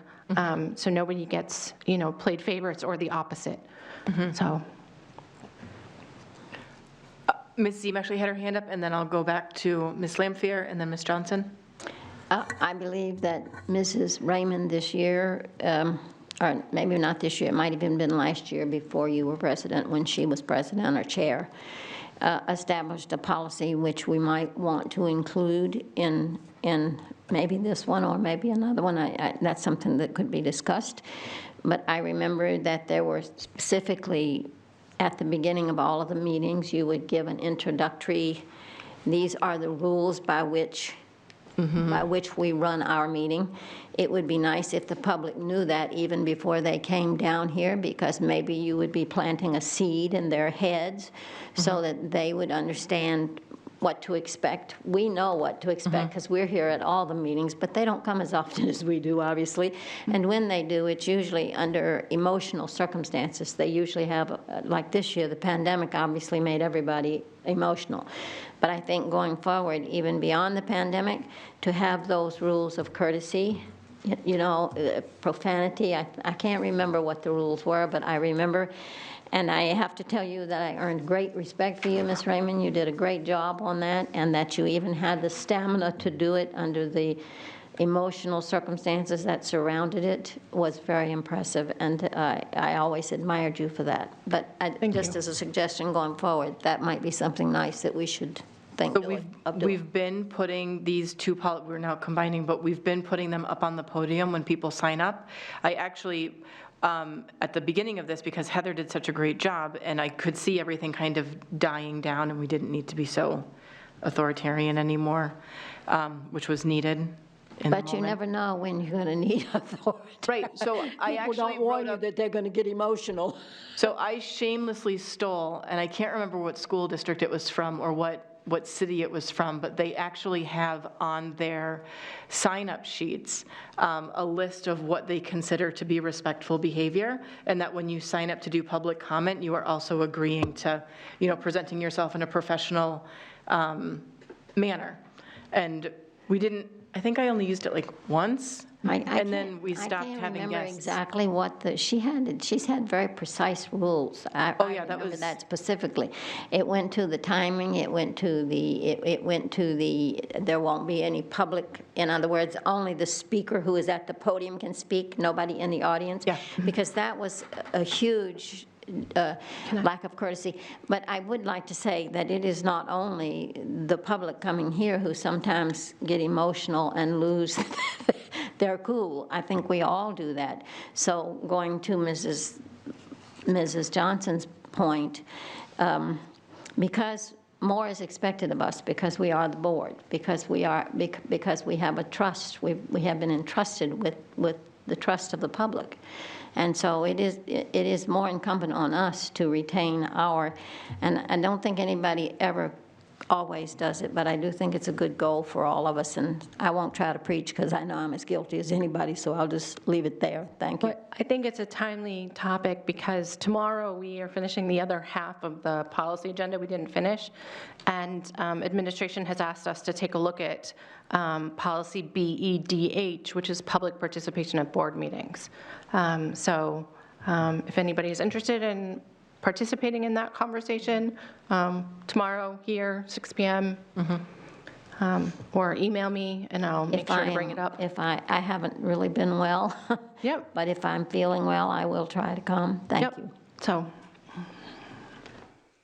So my question is, it says that we can decline to hear any complaint which will interfere with its ability to serve as an impartial trier of fact, and it says that any complaint presented to the board about school personnel, employees, student, or administration will be referred back to the superintendent. Does that mean that we can just, if someone comes up and they, because, you know, during the pandemic, people were saying all kinds of things about the administration, about the board, that we can just say no and not hear them? No, I think the attorney said, I've heard Mr. Clausen say over and over that they have a right to say that because we are elected, they have a right to criticize us if that's what you're asking. So people have the right to say what they want. We cannot interfere with their First Amendment rights. We can't. The First Amendment overrules us. Having said that, if someone has made a complaint, if someone has a complaint, we will refer them to the superintendent's office to go down through or up through the chain again, right? The superintendent will identify who the most appropriate person is to respond to that. A teacher, a principal, an assistant superintendent, a director, I don't know, someone. As an individual moves through the chain of command with their concern. So say it's a complaint about a principal, for example. They didn't like their interaction with the principal, they're not satisfied, they go to the assistant superintendent, right? Then if they're still not satisfied, they go to the superintendent. At that point, the second part of this policy says, if they still aren't happy, they've spoken to everybody in administration has not done the thing that they want them to do. At that time, they can write to the board saying, I have this problem, I want this resolution, may I please have a hearing in front of the board? And then the board will convene a meeting and vote on whether or not to give that person a hearing in front of the board. So we can say, we understand that you've gone through all these levels, and yes, we will give you a hearing, or we may say, no, we will not. The only time I've seen us turn down a hearing request, in my experience and knowledge, has been for an out-of-district placement where it was like a time-limited thing, and then it came back again, and we said, listen, we have already gone over this. We've given you a hearing on this. You're not getting a second one. So, you know. I was just wondering, I mean, a lot of people that come to the school board meetings don't really know about this complaint, the way it should be filed and everything. And they just want to come here and have their say to us. And it says in the policy that we can decline to hear them, but does that mean that we can decline? This policy is not about public participation at board meetings. It is not. This policy, there's a policy on public participation at board meetings. This policy is regarding complaints about, personnel, employees, students, or administration. So this is telling the public if they have a complaint, where to go. You don't have to wait for the next school board meeting and do public comments. Here's what you're supposed to do. Here's how to get the quickest resolution to your problem. Don't wait 2 weeks until we have a school board meeting. Go to the next person on the chain, or if you see your board member at Market Basket and you cannot restrain yourself and you must talk to them, we will take a note of it and then we will give it to the superintendent, because that's part of our role, right? We represent the public. And I have never heard of a board member saying, no, I'm not going to listen to you, I'm not going to write down what you have to say, or I'm not going to take your call or your email or whatever. But this way people know that there is a procedure, a policy for how these things are handled, and we know what to do when people come to us. So administration already knows what to do. This is really for the public to know and for us to know what to do when the public comes to us outside of their public participation at board meetings, which is not required, but is something that we allow to happen at our meetings.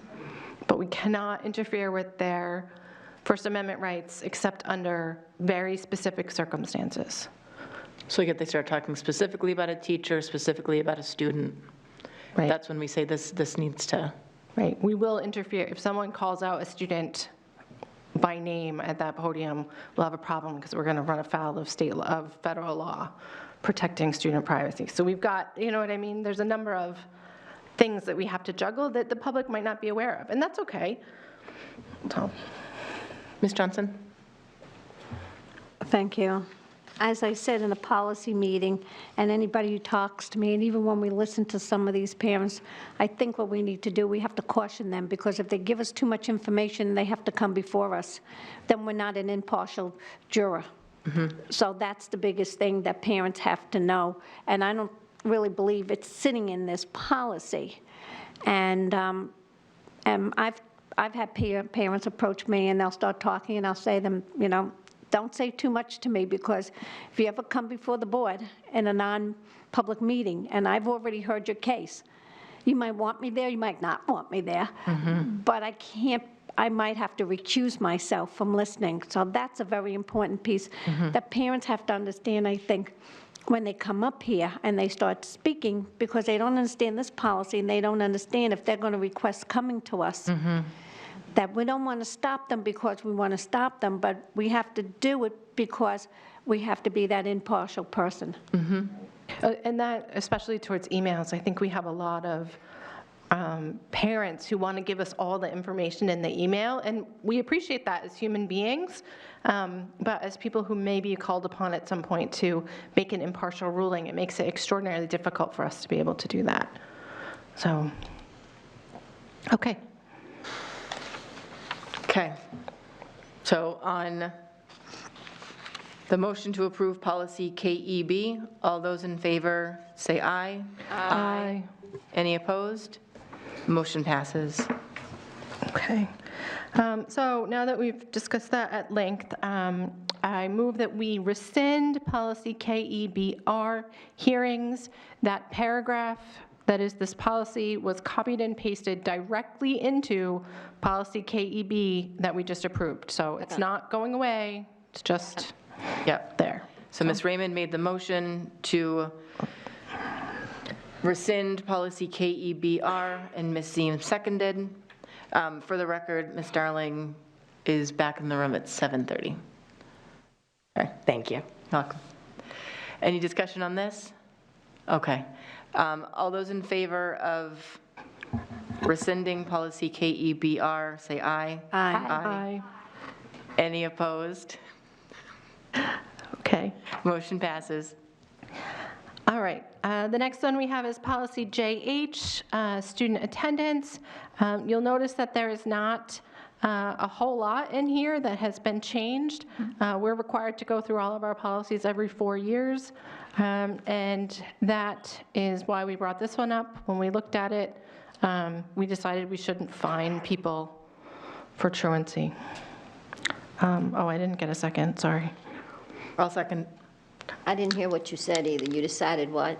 Oh, that it's the recommendation that we not fine people $100 every time they are absent over 20 days.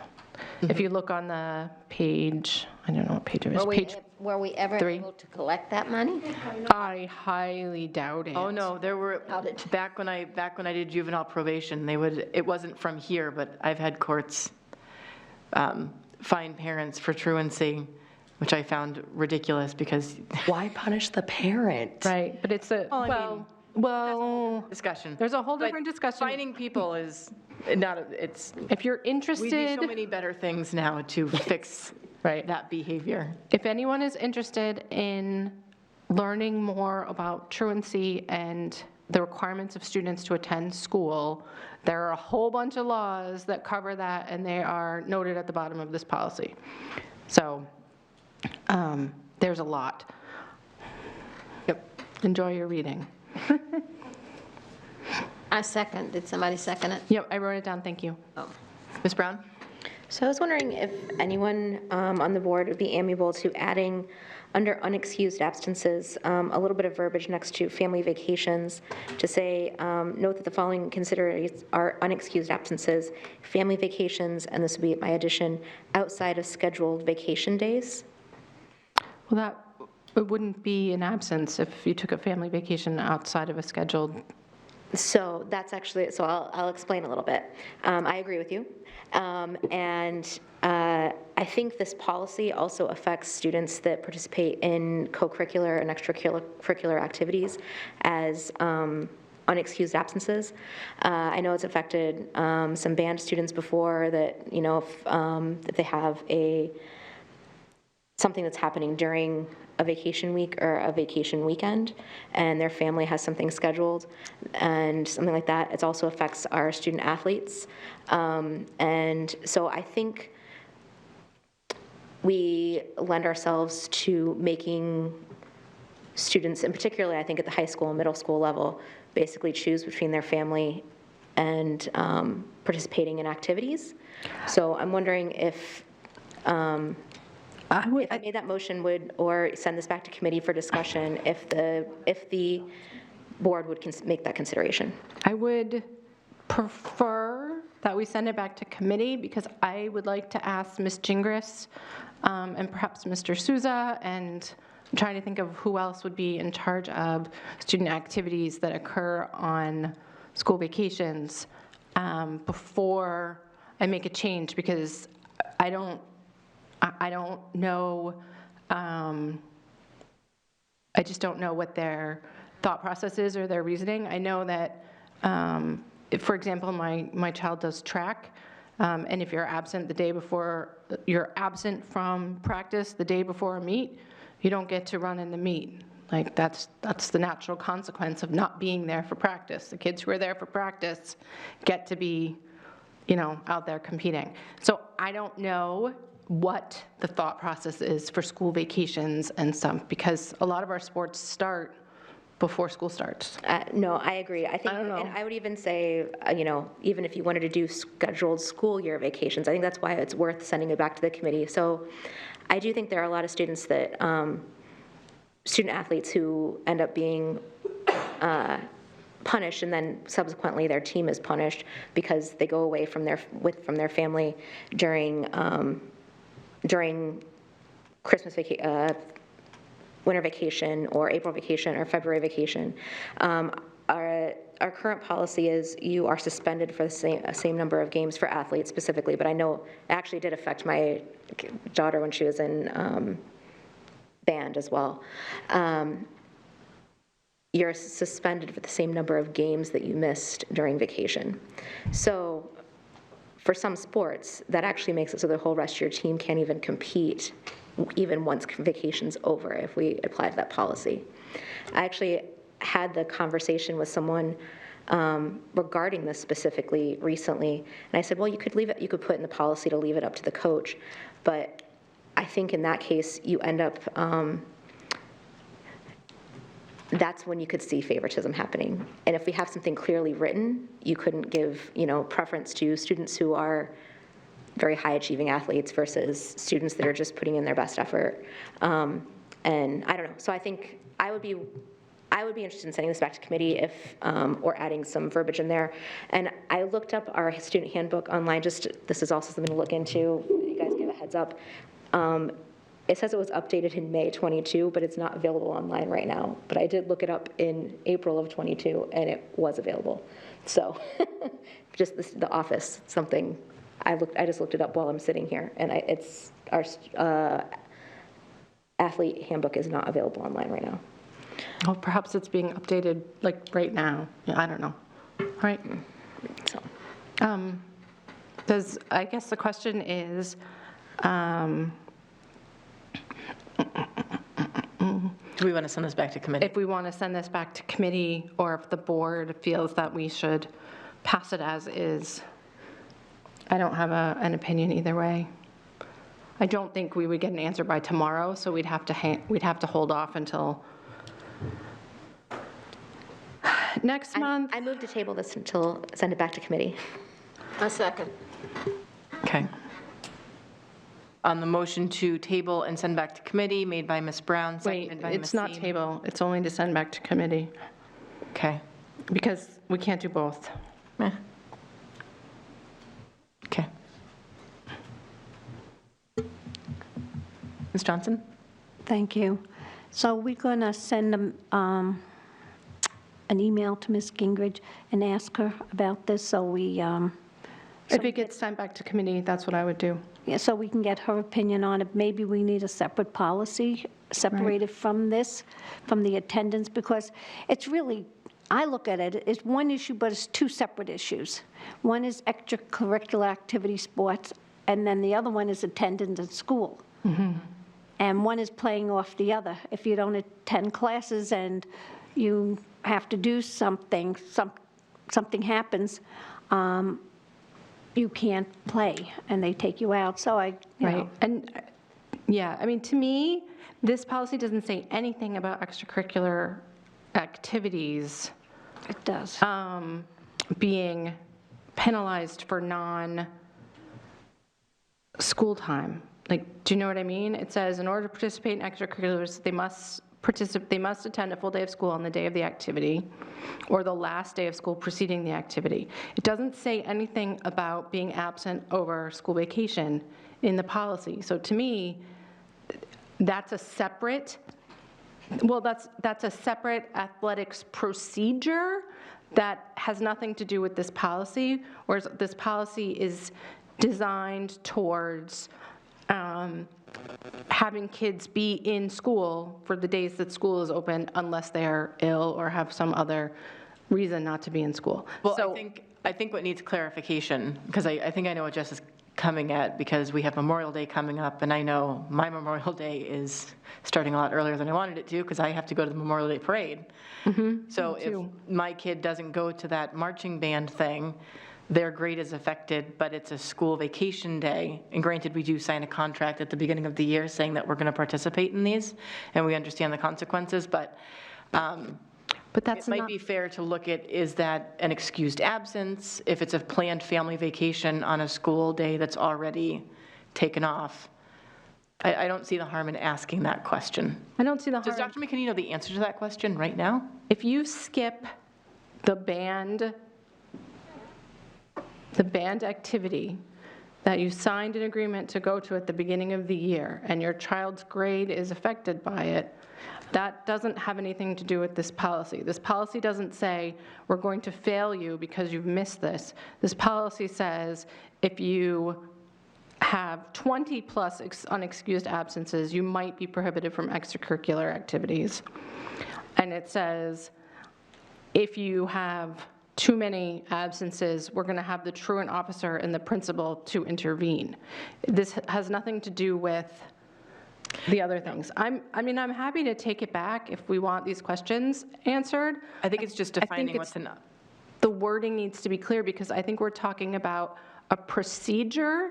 We're talking about three things. We're talking about a procedure for athletics and band, right, which is part of the athletics agreement that parents and students sign when they sign up to participate in our athletics, which is not part of this policy.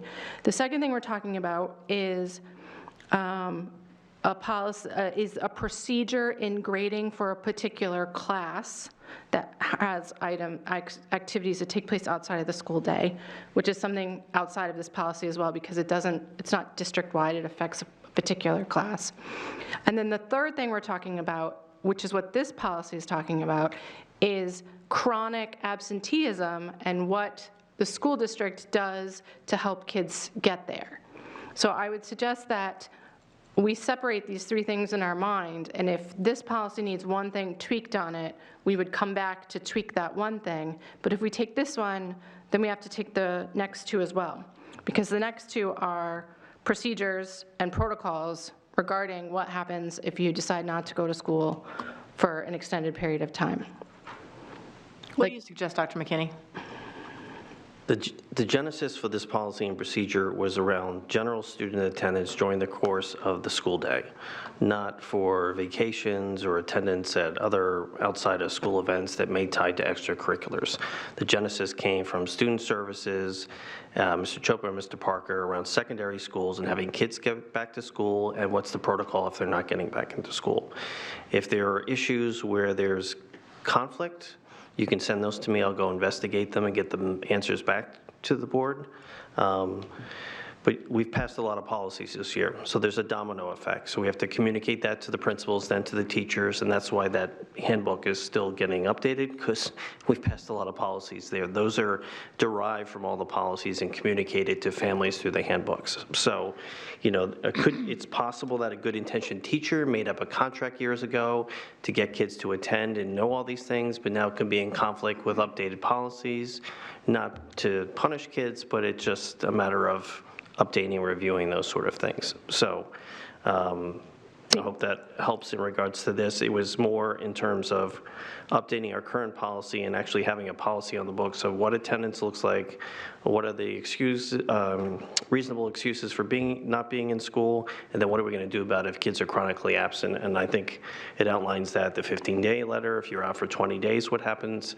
All of those were more procedural or, you know, evolved over time, and now they're documented in print. Right. So, I mean, I think, again, I agree with Dr. McKinney. If our policies regarding student attendance are the overarching kids in school for educational activities, if you're chronically truant, you may be barred from participating in extracurricular activities, period. And then the particular procedures that the athletics department and music department and various other people are doing would then be, maybe have to be tweaked because of our policy change. I wouldn't change our policy because of certain procedures that are happening now that, you know, may interfere with specific individuals.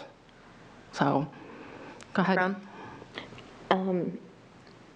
I think you and I are actually arguing at the same thing, that the policies and procedures are related, they hinge on one another, and I think that's why I actually am completely supportive of enforcement of absentee and truancy rules. I think school attendance is the #1 predictor of academic success.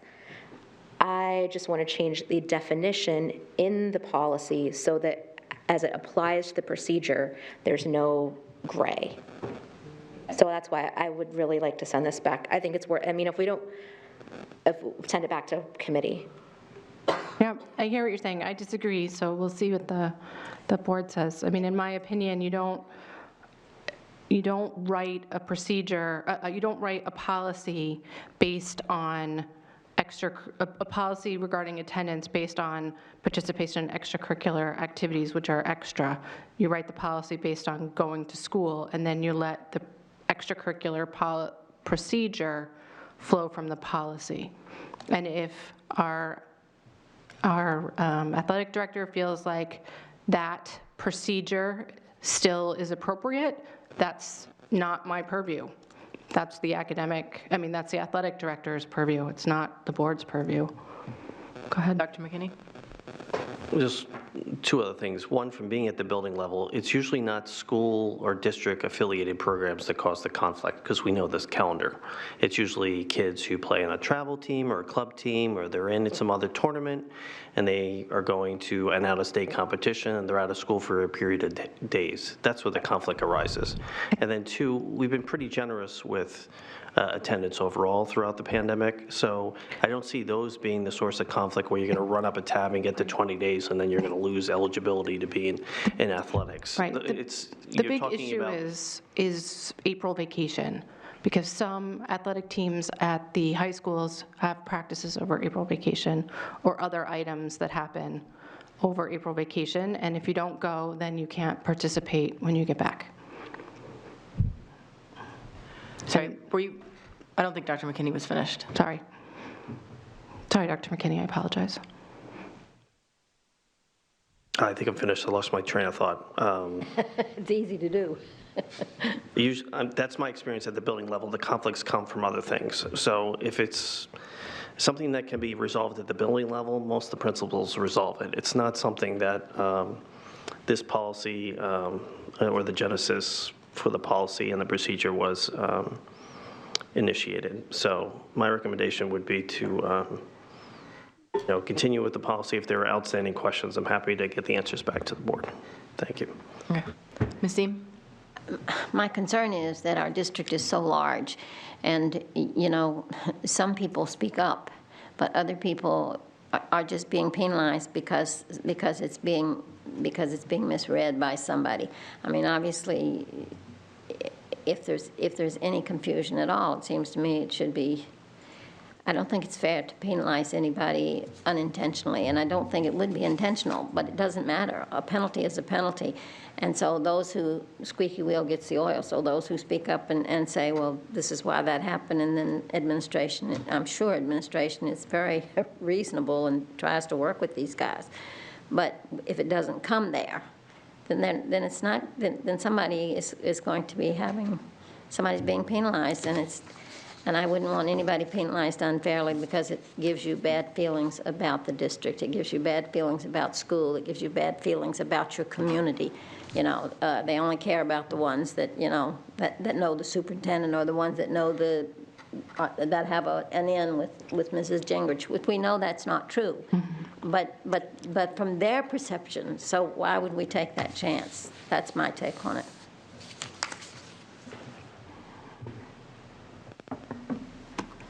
Ms. Johnson has got her hand. Sorry, I was getting texts that the dinner I left my kids is not good enough. So How dare you? I'm wondering what Probably other better options than my they have. non-dinner tonight. Sorry, you guys don't like steak tips and mashed potatoes. Whatever.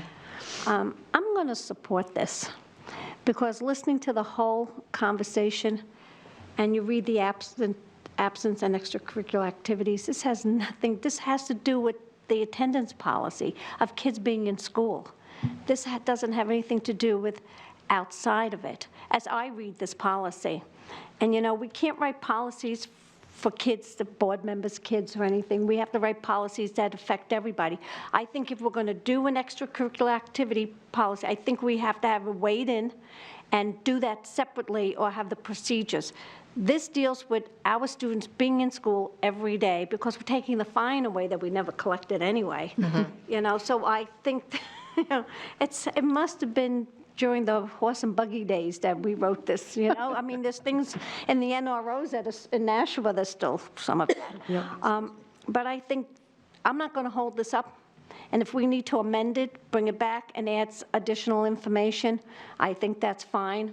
I know it won't happen tomorrow, but maybe next month. But I think this just deals with kids being in school every day. You can't take off 20 days from school and then expect to go play sports. Mm-hmm. There has to be some consequences. And I know in this day and age, we don't believe in consequences anymore. But maybe we need to bring it back a little bit so our students get to school, get the education, and we can see them graduate. So that's my feelings. So on the motion to bring it back to committee, so I'll do two. So on the motion to go back to committee, if we don't want it to go back to committee because we want to vote on it tonight, vote no on sending it back to the committee, and then we can vote on it here tonight. Okay? Yes. Okay. So a yes vote means go back to policy, and a no vote means keep Vote it on here. But either way, Dr. McKinney has noted what we have questions about so that he can get the answers from Ms. Gingras and the appropriate administrators. Mm-hmm. Poor Ms. Gingras. And the band instructors. Yeah, as I said, appropriate administrators, because it's both middle school and high school band stuff, I think. I was just thinking tonight how very lucky we are to have Mrs. Gingras. She is a wonderful athletic director. Yes. We are so lucky in this district. We have so many wonderful employees. So I just want to make that clear, that the answers will happen either way. Yep. So all those in favor of sending this policy back to committee, say aye. Aye. Aye. Oh, wait, no. I'm a no. Do it again. Those, Can I just do it by roll call? It'd be much easier for me to count. yeah, so all those in favor of sending this back to committee, Mr. Claffey? No. Ms. Lampier? No. Ms. Johnson? No. Ms. Raymond? No. It's like Miss Me. Ms. Bishop votes no as well. Ms. Darling? Yes. Ms. Brown? Yes. Ms. Ziem? Yes. Ms. Gilio? No. Okay. That's 6 to 3. It had to happen someday. I feel like we should take a moment to let Mrs. Johnson bask in that. Moment, that halo, the angels We all are need to put coming. some jackets on. Okay, so it failed 6-3. Okay, so on the motion to approve policy JH, I'm sorry. Before we move on to a vote, can I ask a question about one specific provision? sure. Are we done with that? Is this the right time to ask? I don't know, ask your question. I had a question about old 7, current 8. At the top. I think it's on the last page, the second page. Under definitions? No. No, it says at any time a student is absent 15 days, blah, blah, blah. Oh, that's the next policy. Oh, I'm sorry. Wishful thinking. Well, we're rescinding that one, aren't we? No, Okay, sorry. we're not rescinding any of them. We have updated 3 policies. Well, we're hoping to update 3 policies regarding attendance. One is just our student attendance policy. The second one is the student attendance procedures. And then the third one is the intervention protocol. And I think the intervention protocol is the one that Mr. Claffey is asking about. Okay, so we're on the first of 3. Yep, the first one is about, hey, come to school, don't miss, days. The second one is, here's what parents ought to do Yes. if your child has to miss it. That's JH -R. And then JHA, which is the third one, is what the school will do if we have an issue of chronic truancy. Does that make sense? Okay, so on the motion to approve policy JH, all those in favor? Aye. Any opposed? Seeing none, the motion passes. Okay, so now I'm going to move to approve JH-R, which is student attendance procedures, which is the policy that explains what to do regarding writing a note in and what to note on the note if you are having your child be dismissed or if they're going to be absent. Second. Thank you, Ms. Seem. So Ms. Raymond made the motion, Ms. Ziem seconded. Any questions or concerns or comments? Ms. Johnson? No. Oh, I thought that's how you hit the mic. Okay. Seeing none, all those in favor of approving policy JHR as presented, say aye. Aye.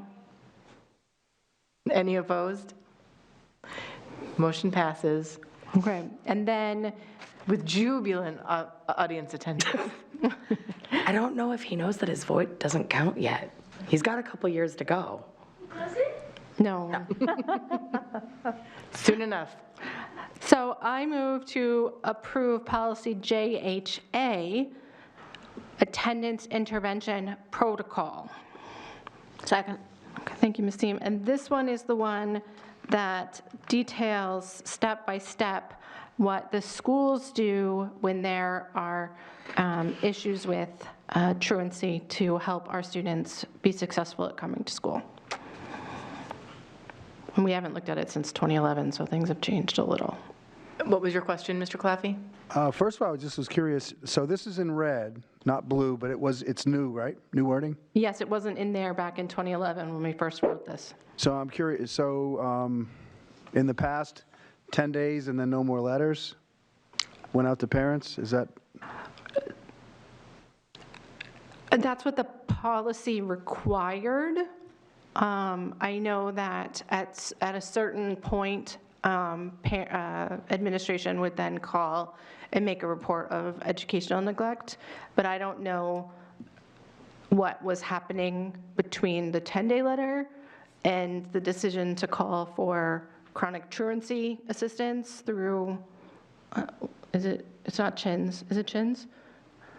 And then, or educational neglect through DCYF. I feel like as we were leaving, they got rid of all of those because Right. I don't know what it is now. Because nobody was doing anything about it anyway. So they're adding a 15-day letter. I was curious as to why. I don't know. I think it's a good idea. Dr. McKinney? Why are we adding more work? These letters are generated out of X2. The more documentation, the better. When you're working with state and federal agencies and you send it off, that's usually the reason why. Particularly if the party or the parent or the guardian is not compliant with improving attendance, that's most likely the reason why. So it's not necessarily additional work, it's just running another report. And then this does also have a clause in here. We have students who are ongoing health problems. They would be excused from getting the letter if they're going to be out for a period of time for treatment or something else. Thank you. So I asked that. I've been here looking up, trying to see what the different schools say. Bicentennial's website says that after 15 consecutive unexcused absences, the enrollment status of the student will be in jeopardy.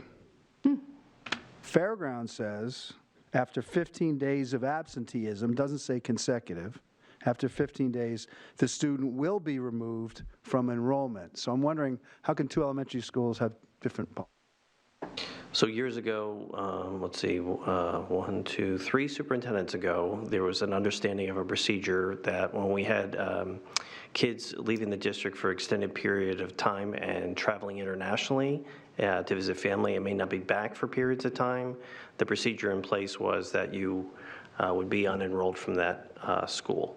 So that was a procedure not cemented in policy. So that's why this is written in here. It's one thing across the whole district to clarify what that is. For example, at Maine Dunstable, if you went to go visit family and you were out of school for a month, you wouldn't necessarily have Mrs. Jones as a teacher, but we guarantee that you're going to come back and have a spot in that. Now, we never took away your classroom spot because it's in the best interest of the kid to go back to the teacher with his friends and know all that stuff, but that was kind of the past practice or a procedure that was put in place. So another reason why this needs to be cemented in policy so that all district schools are following one policy, not separate procedures that are building by building.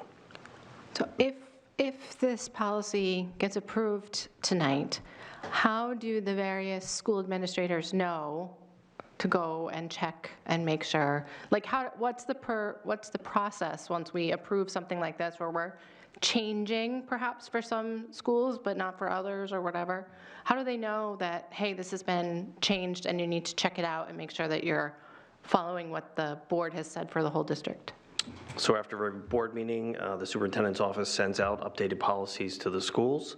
We also review them at all admin meetings that we have once a month, and then they're cemented in the handbooks that go out to the schools so everybody knows them. And that's why we're kind of working towards having one handbook per level so it's all in one place. The more additions of that you have, the more chances you're going to have discrepancies.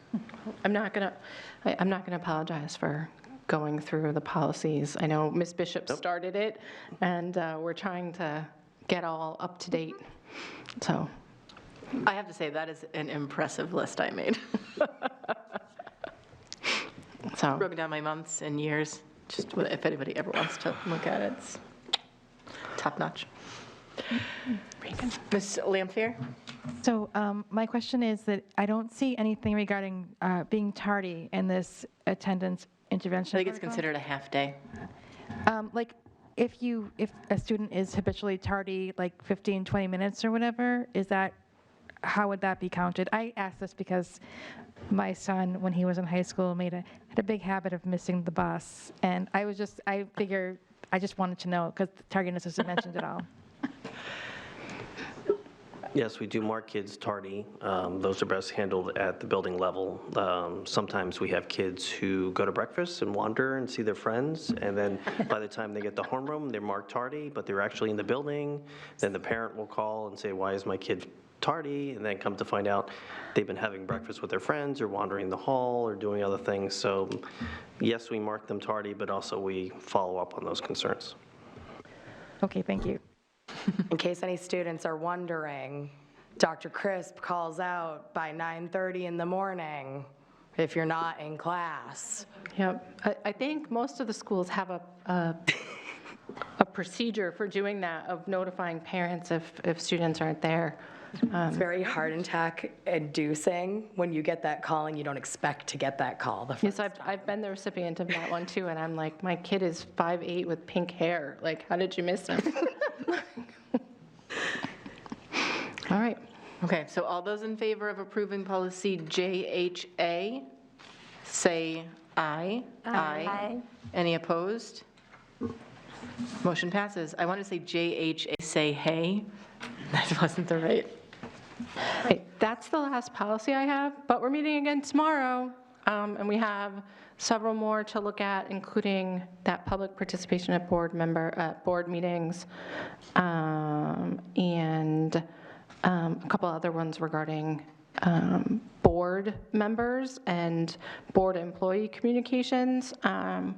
So everyone is welcome to come or email me if you have any questions, and I will make sure to ask them to the administrator who comes to the meeting. Thank you. So we will move on to the Committee on Human Resources. We'd like to make a motion to waive the rules so that we can vote on the meeting that was earlier tonight. Okay. Second. Thank you, Ms. Brown. So Ms. Ziem has requested that we waive the rules for HR happening before the board meeting, and Ms. Brown seconded. All those in favor say aye. Aye. Any opposed? Motion passes. The HR committee makes a motion to approve the revised personnel recommendations dated 5/23/2022. Thank you, Ms. Ziem. Second. Thank you, Ms. Darling. I know when we write in the motion to waive the rules, I have to take a second because you have to write them down. Yeah, I'm good. Okay, so all those in favor? Just a quick question, and maybe this is for Ms. Carey. So we know that these nominations are credentialed, properly credentialed? Okay. Too soon.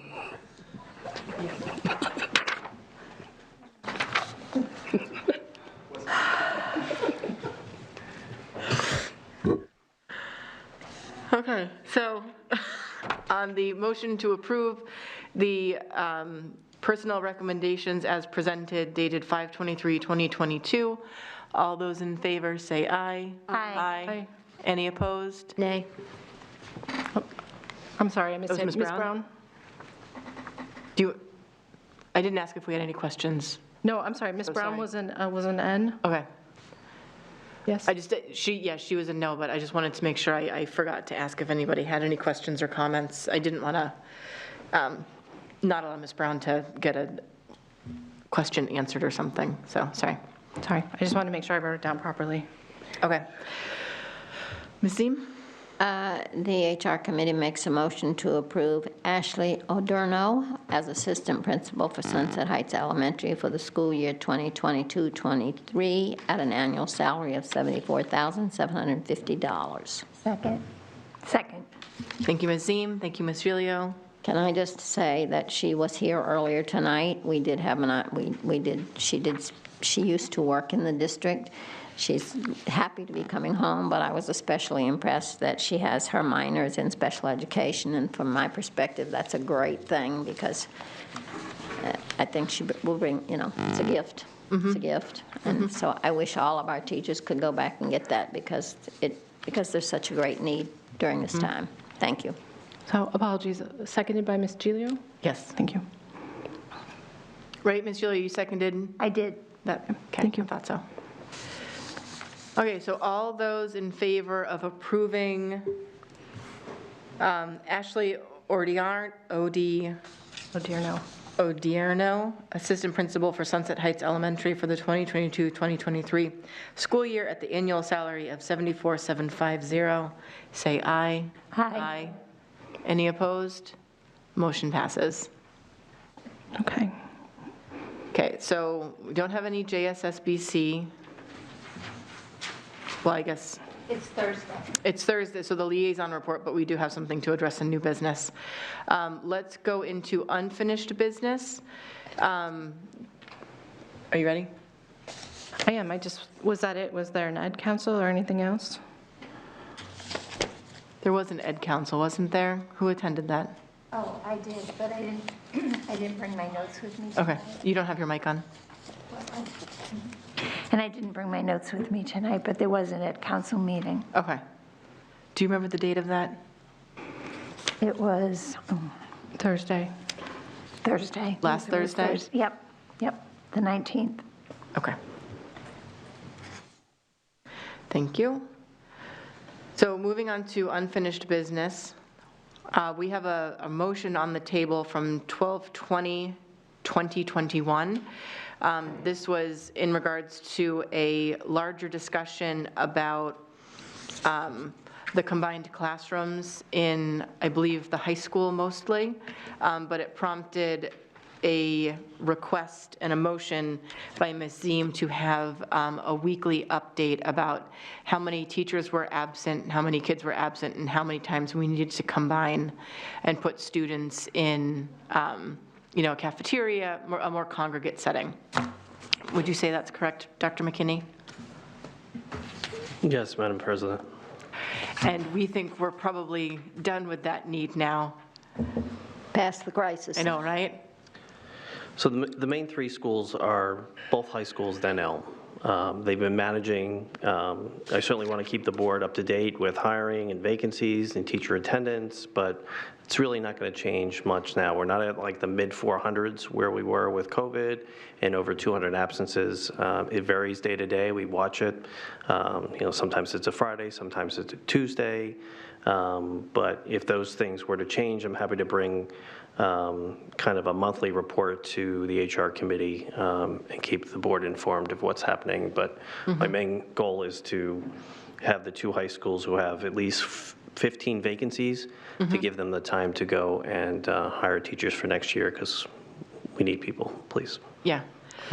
So I think what we're asking to do is rescind this motion? Rescind. Rescind it because we don't need it anymore. However, I think it would be smart. I don't think we're ever going to be away from COVID. I think we just have to learn to live with it. I'm assuming next winter when we all start becoming New England shut-ins again, we'll probably see an increase in absenteeism from both students and teachers is coming up, getting ahead of the issue. Coming up with a plan for if we do have to have these congregate settings again, how we can, if we don't have the appropriate substitutes, how we can manage it before we're kind of in the thick of it. So you don't need to make a motion about that tonight. I just think planning ahead, but you guys know me. I have the next 10 years planned. I make a motion that we rescind Okay, policy as requested by Dr. McKinney. I'll second it. Ms. Brown? I was actually wondering if we could amend the motion instead of rescind it. I think it's actually been good information to have. We actually just saw we'd been downward, and then like last week, I think it was, in the report, it escalated again. I was going to say amend it to say monthly instead of weekly. To keep it, especially that would keep it consistent through the fall. Obviously, we won't need them through the winter or through the summer because there won't be any kids in the buildings or any classes going on. So my preference would be to amend to monthly instead of weekly. Ms. Ziem? Can I ask Dr. McKinney? Dr. McKinney, obviously there's a new strand and it's a little scary. What are we seeing now with the numbers? Is it? We just got that email. I would say we did. I haven't. Went out at 6. It was 130? Reported cases. 132? I'm sorry? 134? I forget. Dr. McKinney sent us an email late this afternoon with the number of student cases. It's not the number of student cases I think I'm asking about. I think I'm asking about, this goes to the point that we were having, as I remember, we were having huge combined classes that were risky. And I think I hear Dr. McKinney saying that is not happening right now. No? Am I misunderstanding? I guess the point is, we're reporting right now, so I report every week and I do all that work. So I'm asking, can we do it monthly while we're all here, and if there's an action that needs to be taken, we can have a forum where that can be done. Giving more work and just reporting out on situations doesn't really provide a mechanism for resolution. And I want the building administrators invested in hiring, because all this can be avoided if we fill the vacancies, we have teachers, then we fill subs, and then we fill paras. Then we have all hands on deck, and kids can go to E-Block and do all the things they do. The breakdown started when you have vacancies, then you don't have people to cover the vacancies, and then we bring kids together, and then electric things happen. So we don't want to get into that pattern again. So I'm just asking for understanding to all hands on deck for hiring and doing the things we can to have people for next year. And then, if it gets to a point where we need intervention, present it at a monthly meeting when there's an HR meeting that followed by a board meeting, we can do something about it. Okay. Ms. Ziem, do you want to amend your, Well, I don't have a want to problem rescind with... your motion and then make? I actually heard him say, I believe, so I don't want to put words in his mouth, I'm certainly not competent to do that, but are you saying that right now you don't feel the need for monthly, but if it does increase dramatically, you will come back to us? I'm saying monthly will do the trick. So you're in agreement with the amendment?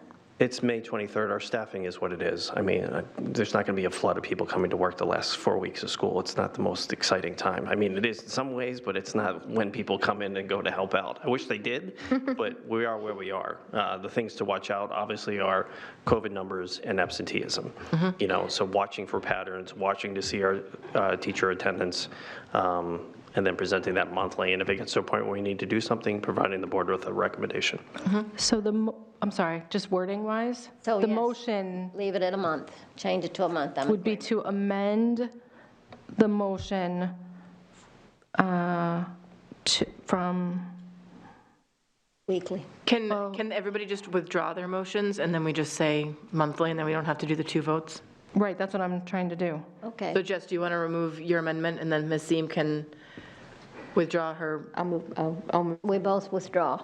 Sorry, I was confused. So Ms. Brown is withdrawing her motion to amend. Ms. Ziem is withdrawing her motion to rescind. And Ms. Ziem is going to be making another motion to have school attendance presented monthly. So moved. So procedurally, are we amending the original motion from 12/20/21, or are we, because we have to do it, we can't just say we're making a new motion to do it monthly. We have to say what we're doing with the old motion for weekly. Like, that either needs to be rescinded or amended.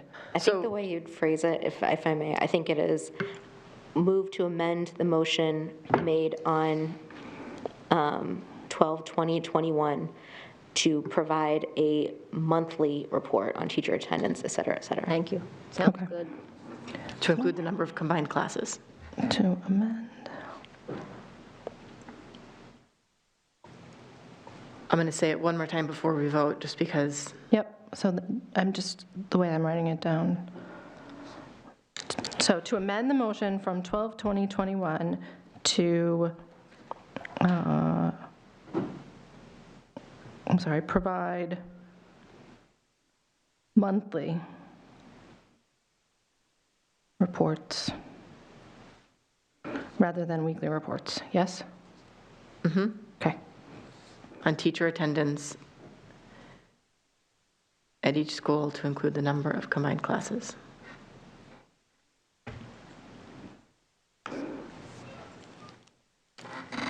And I'll second that. It was made by Ms. Ziem and seconded by Ms. Brown.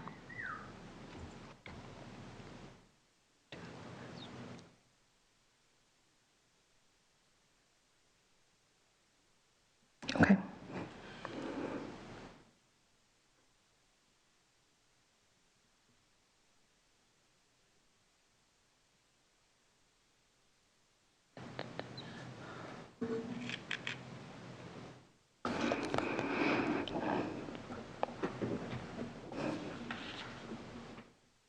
Good luck to Gabby reading this tomorrow. Okay. Well, read it again as you wrote it. I wrote, the motion is, the motion to amend the motion from 12/20/21 to provide monthly rather than weekly reports on teacher attendance at each school to include the number of combined classes. Okay. All those in favor? I need a clarification. If this doesn't pass, can we bring back Ms. Zeem's original motion to rescind? Yes. Yeah. Okay. So if we can bring it back, Yeah. as it was unamended. Yes. Right, so the motion here is not amending Ms. Zeem's original motion. The motion here is to amend this unfinished one that's listed in our, But if this passes, we will not rescind. That's correct. right, if this passes, we do monthly instead of weekly moving forward. If it fails, we're staying at weekly unless someone makes another motion. Okay, so Right? Right. So all those in favor, say aye. Aye. Any opposed? Nay. Okay. Motion passes. Oh, wait, Ms. Gilio is back. All right. So it's 8-1. I'm good. Okay, so in new business, we have the new fun task of renaming or naming the new middle school. And per policy FF, the board president makes a motion to create an ad hoc committee to be, it's a combination of 2 people from the Board of Ed, 2 people from Board of Aldermen, and then another representative. So I am making a motion to create an ad hoc JSSBC, I actually wanted to say naming committee because we're not renaming it, naming committee to be comprised of me, Ms. Bishop, Ms. Raymond, Alderman Dowd, and Alderwoman Wilshire, and our non-board elected official to be Dr. McKinney. Hold on. Do we have to have it by name? Yeah? What? I'm just,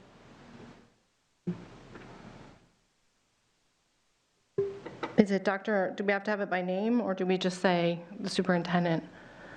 So Instead of writing the whole motion, I don't want to be contrary here, but that is, it's pretty clear, the outlining of how you're supposed to do the naming committee. And it says, the board president will appoint an ad hoc committee of the school board, which will be charged with gathering selections. It does not actually say that there should be any aldermen or any community members in this committee. Hold on. I mean, it's FFG. Would you like me to read it? No, hold on. It's policy FF. Naming school facilities or an area within a facility. Yep. Can I speak out of turn and say that I was skeptical about the iPads, but I'm actually really liking having them for situations such as this, where I can just, hey, I don't have a policy, we want to know the policy. Without looking like you're fiddling on your phone. Right, like, and having to like pinch it and zoom it and all that stuff. May I ask a question? Was there a liability when you got the, I haven't gotten one. When you got the pad, did you have to sign a? Yep. They go back, right? Like go off the board. And if you break it or anything, you're liable for it? Am I correct? I'm Something like that. Okay, thank you. I don't, You're supposed to not throw it. you have to sign something saying that you will use it in a certain manner. Okay. Like, do you know what I mean? You're not going to set it down in a swimming pool or. No, well, nobody would intentionally, I don't think anybody would intentionally. So do you know what I mean? It says you won't intentionally destroy it or use it for personal business instead of board business. Okay, thank you. Would you like to sit over someone's shoulder so you can read it? No, I was actually I have been looking in hers all night. Ms. Gilio? Okay. Ms. Brown? So the particular portion is the president of the Board of Education will appoint an ad hoc committee of the school board, which will be charged with gathering suggestions consistent with the guidelines above for naming the facility from members of the community, from elected officials, from school board district personnel, and from students. So I think that,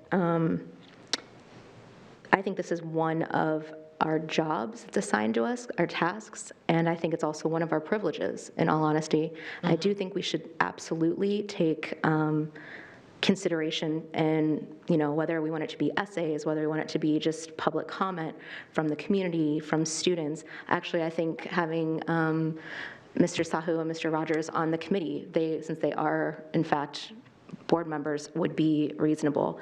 But I think we would be if we're supposed to take, we can take the advice from JSSBC committee members who are aldermen, but I do think that this is something that is reserved for the Board of Education elected officials. Okay, well, we have policies in place to know what the rules are going to be, and I think. Okay. Oh, there's people. Okay. So give me 1 second. So can I just toss in there that I'm going to second your motion just for the sake of having this discussion? Because you made the motion, nobody seconded it, but we're having a discussion. So to be proper, we'll second it and then have the discussion, and then we can do what we want with motions. Ms. Johnson? Thank you. Ms. Brown brought up a very important point here, because if I remember correctly, Mr. Dowd formed the committee as an alderman, and it was questionable, and it doesn't say anything here. And why should Alderman Dowd or Alderman Wilshire, who've been on the boards forever, be the chosen two? Maybe some new board members, if they were entitled to it, but they're not according to this policy. It's we, the board. And so I think that we should basically find out who wants, let's make this fair and transparent, who would like to serve on this committee versus just picking, no offense, but just picking the two of you to be on this committee. I think there's other board members that maybe would like to serve on it. And since we're not going to have Alderman Dowd or Wilshire, because doesn't say in there, maybe two other members of the board would like to serve on the naming of the new school. Thank you. Who's interested in being on the naming committee? Jess? I would love to, but You too? I mean, it'd be fun. Can I? I don't need to, though. Like, it's not a huge thing for me. Being on the committee, I just have a question. I know, that's, okay. Well, so does that mean that Mr. Dowd nor Mr. Dowd will be on the committee? Won't he? Can you guys hold on a second? I can't, wait, stop. Ms. Seem, and can you put is your mic on? I'm sorry, I was over there next to her because I was reading that paper from there. That's okay. So so we're saying that Mr. Dowd will not be on the committee? Yep. So we can take recommendations from the community and other elected officials, but when it comes to who's going to make the vote about how the school is going to be named, it's the ad hoc committee that is comprised of school board members. So there's no provision in there to have even one member from the JSSBC. I guess I think that Alderman Dowd, he served on this board with me for many, many years.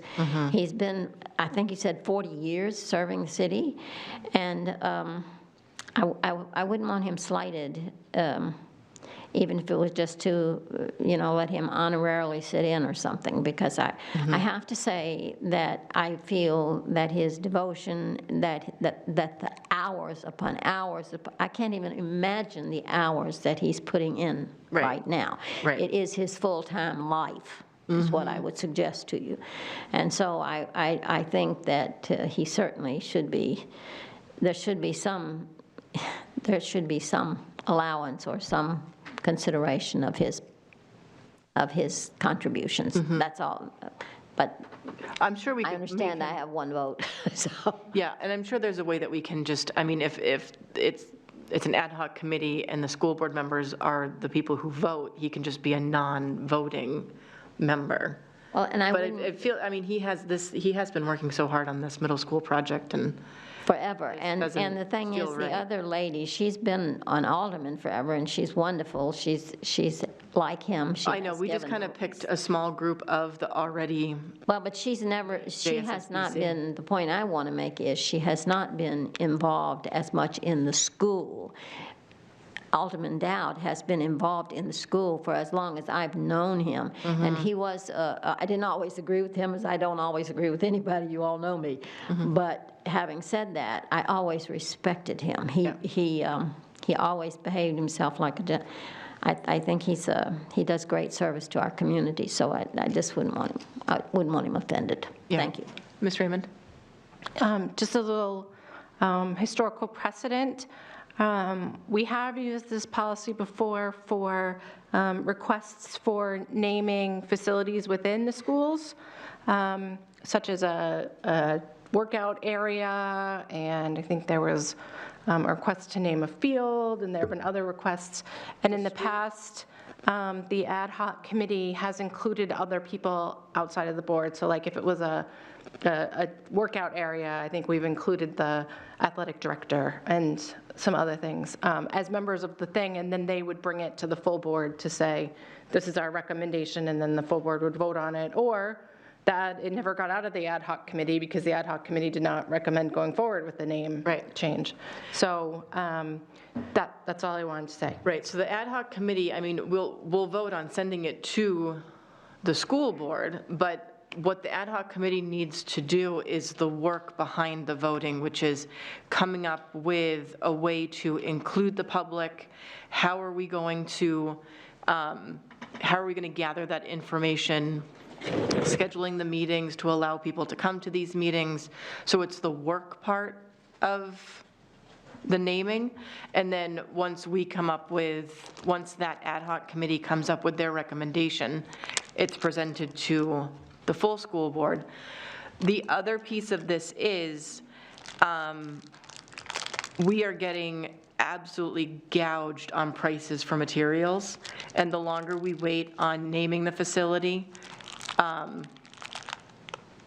I don't know why, never mind. I keep putting those two things together, that The naming and the color. the name and the colors keep going together. They don't go together. I need to stop thinking that. So never mind. We do need to pick the colors, though. We'll do that on Thursday.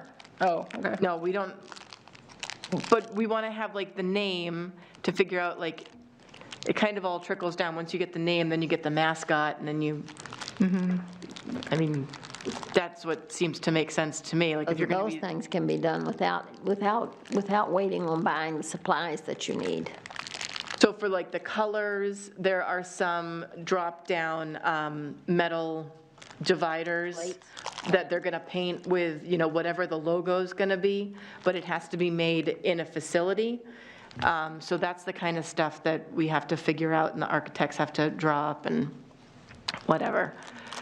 Mr. Sahu? Just a question. So for this ad hoc committee, it's just for the naming? So would there be a separate committee or for like picking the colors and the mascot and stuff like you're mentioning?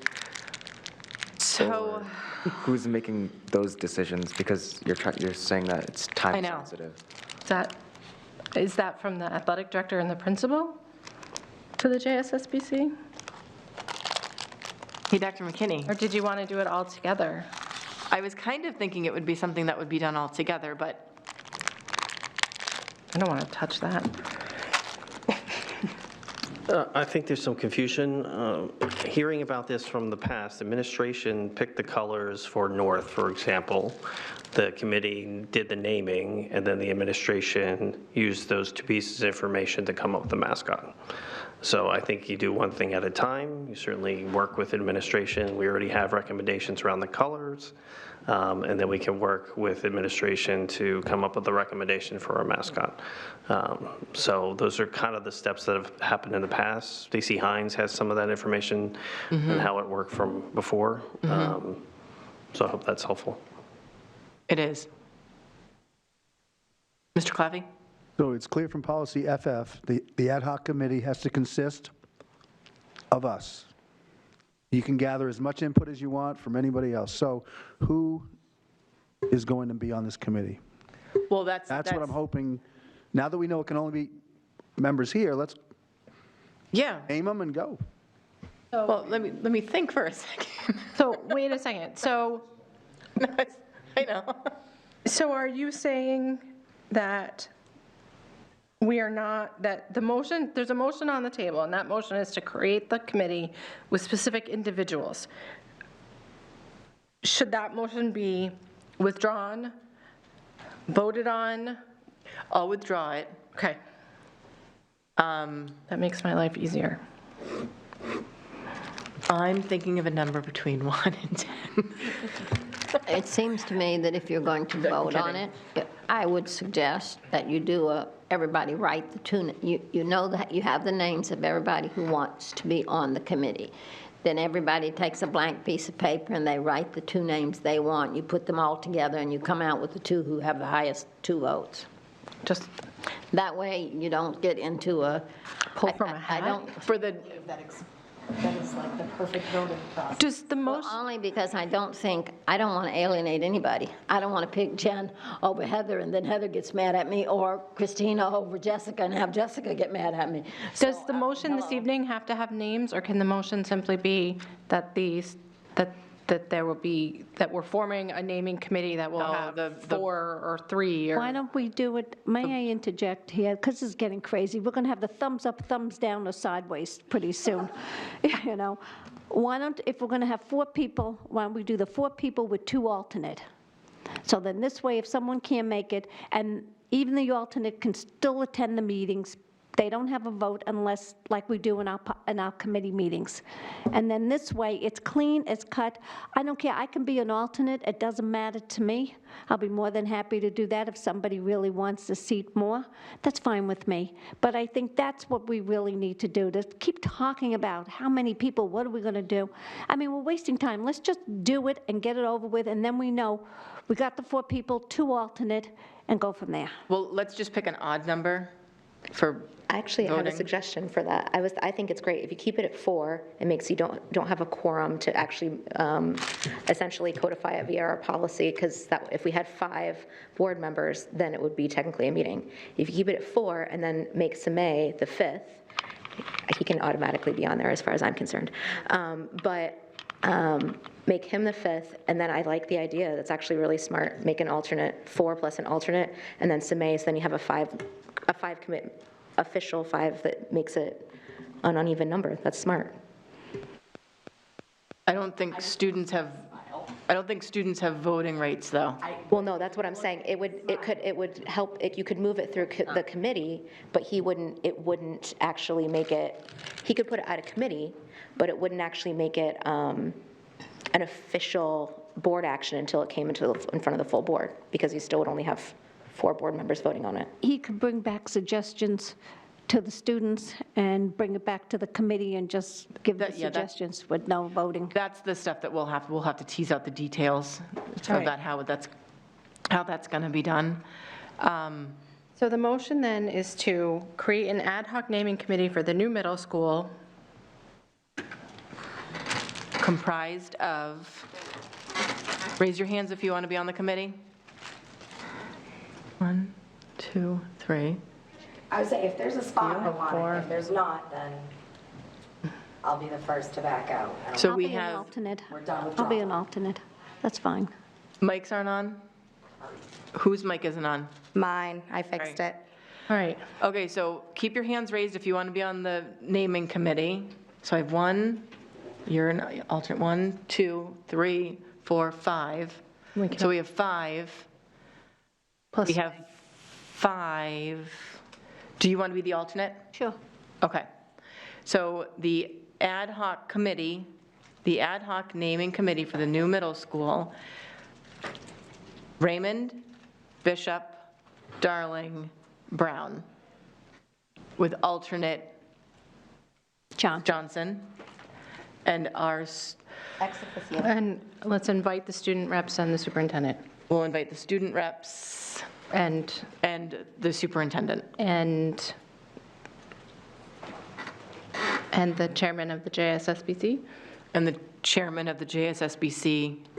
Is he on the committee or to attend and bring his, I don't think we can officially put the superintendent or the,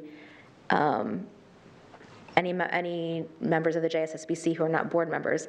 Samay is kind of a special case. We can shove him through, but but I think if we want to really adhere to the law of the land, again, any elected officials, any community members, if you're listening, you want to submit a name, anyone can do that, and we should be encouraged to speak with them.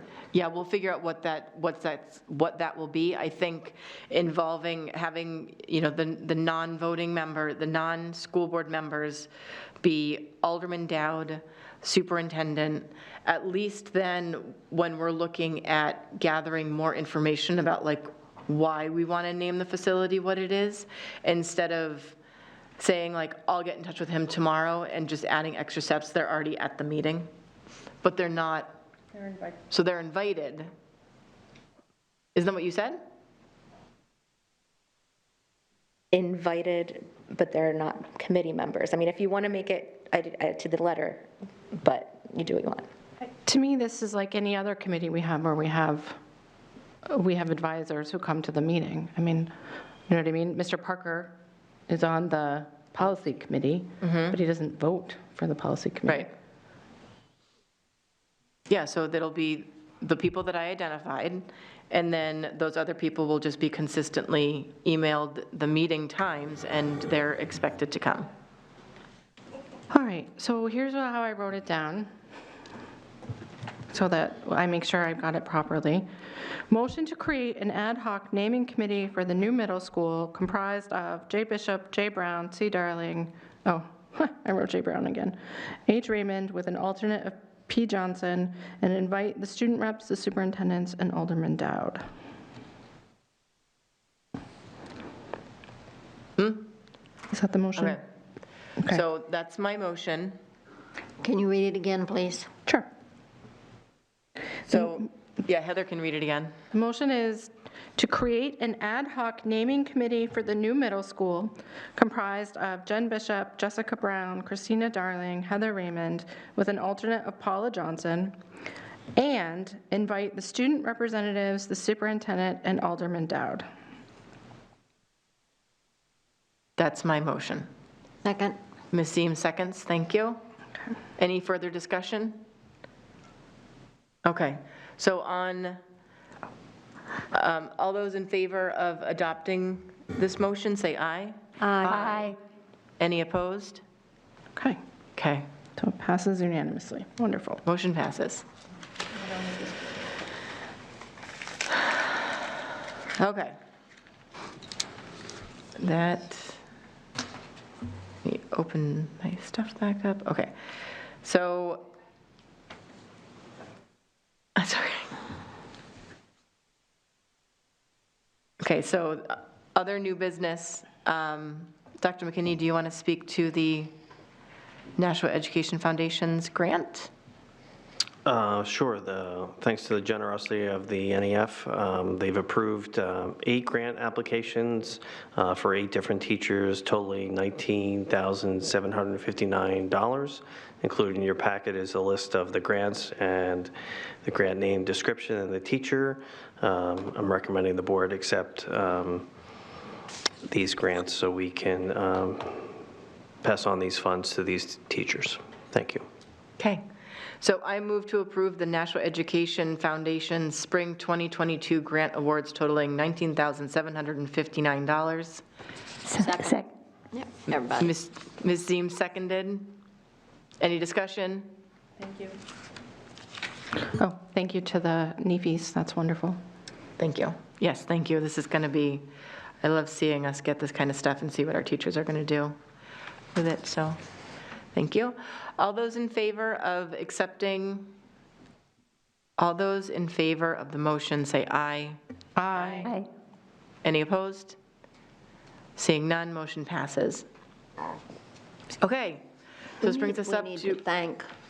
we need to say something, don't we, to thank these people for their generosity? Yes, no, I thought we did. Yes, thank you to the Nashua Education Foundation for their grants being awarded to our select teachers. So thank you so much. We are now up to second public comment. Crickets. And now we have board member comments. I have a question. I'll start with Ms. Raymond. Thank you. I have a question. And my question is, do we have a non-public tonight or no? Oh, yes. Okay. Oh, we do. We'll get there. Okay. Is that new business? No. Okay. That was it. That was my question. I don't have any other information except that the Parks and Rec Department has put out their summer camp list for quite some time. People should sign up. And there was something else, I've forgotten it, so never mind. Okay. Ms. Johnson? I'm looking at the time. It's almost like when we used to do the Zoom meetings again. We're getting close to 3 hours. But other than that, I thought it was a pretty good meeting. We had a little bit of laughter tonight, and I wasn't the Lone Ranger for a change. Thank you all. Ms. Lampier? I just want to say thank you to the schools for inviting us to the graduation ceremonies. I'm super excited to go and see all the students graduate. It's a big day. Yes. Mr. Claffey? I still haven't found out why Nashua North is actually south of Nashua South. And that's one of the things that scares me about this new committee. Could you repeat that? I've been looking at the map for like years, and I just have no idea. I've been wondering that same question. I don't. Because it's north on the turnpike. It's. I don't know. I just. That sounds like This is one of those moments where I wonder how I got this position when I had no idea. Never placed that. No one ever paid for that mistake, so I'm afraid that this committee is going to pay. Elm Street's pretty There are a safe. lot of things that never get paid for. Yeah. Got to blame Although it on the clerks of the works. I do wonder if there's an elm tree at Elm Street, but. I don't believe so. Ms. Gilio? I'm fine. Thank you. Ms. Seem? Happy Memorial Day, folks. Thank you. Ms. Brown? Thank you. Ms. Darling? I want to thank everyone for their patience with me running out. Upbeat New Hampshire had their strings concert tonight, and getting to see how far these kids have come learning to play their string instruments is absolutely astounding. And anyone who's learned, who's ever had to hear a first-year violin student knows that there's a real resilience that comes from family members of string players, of all band members, really. And I'm really proud of all of our students that were up there tonight. Excellent. And especially your son. Especially my son. He's right there. Nice job, Caden. Okay, I have no board member comments. I am looking to go into a non-public session because we're trying to break a Guinness Book of World Records under RSA 91A32B. So moved. Second. Ms. Ziem, and then Ms. Johnson. And we have to do our funny little thing. We need. I'm sorry, do we need ETV to stick around to make a video after? No. Could we possibly just take a 5 and I'll fix this? Yeah. All right, so. Let me vote first. Wait, I need to do a roll call. Yep. Roll call vote to go into non-public. So hold on, the motion was made at 8:58. Ms. Darling? Yes. Mr. Claffey? Yes. Ms. Gilio? Yes. Ms. Lampier? Yes. Ms. Brown? Yes. Ms. Ziem? Yes. Ms. Johnson? Yes. Ms. Bishop? Yes. And I'm a yes. So we are in non-public at 8:49.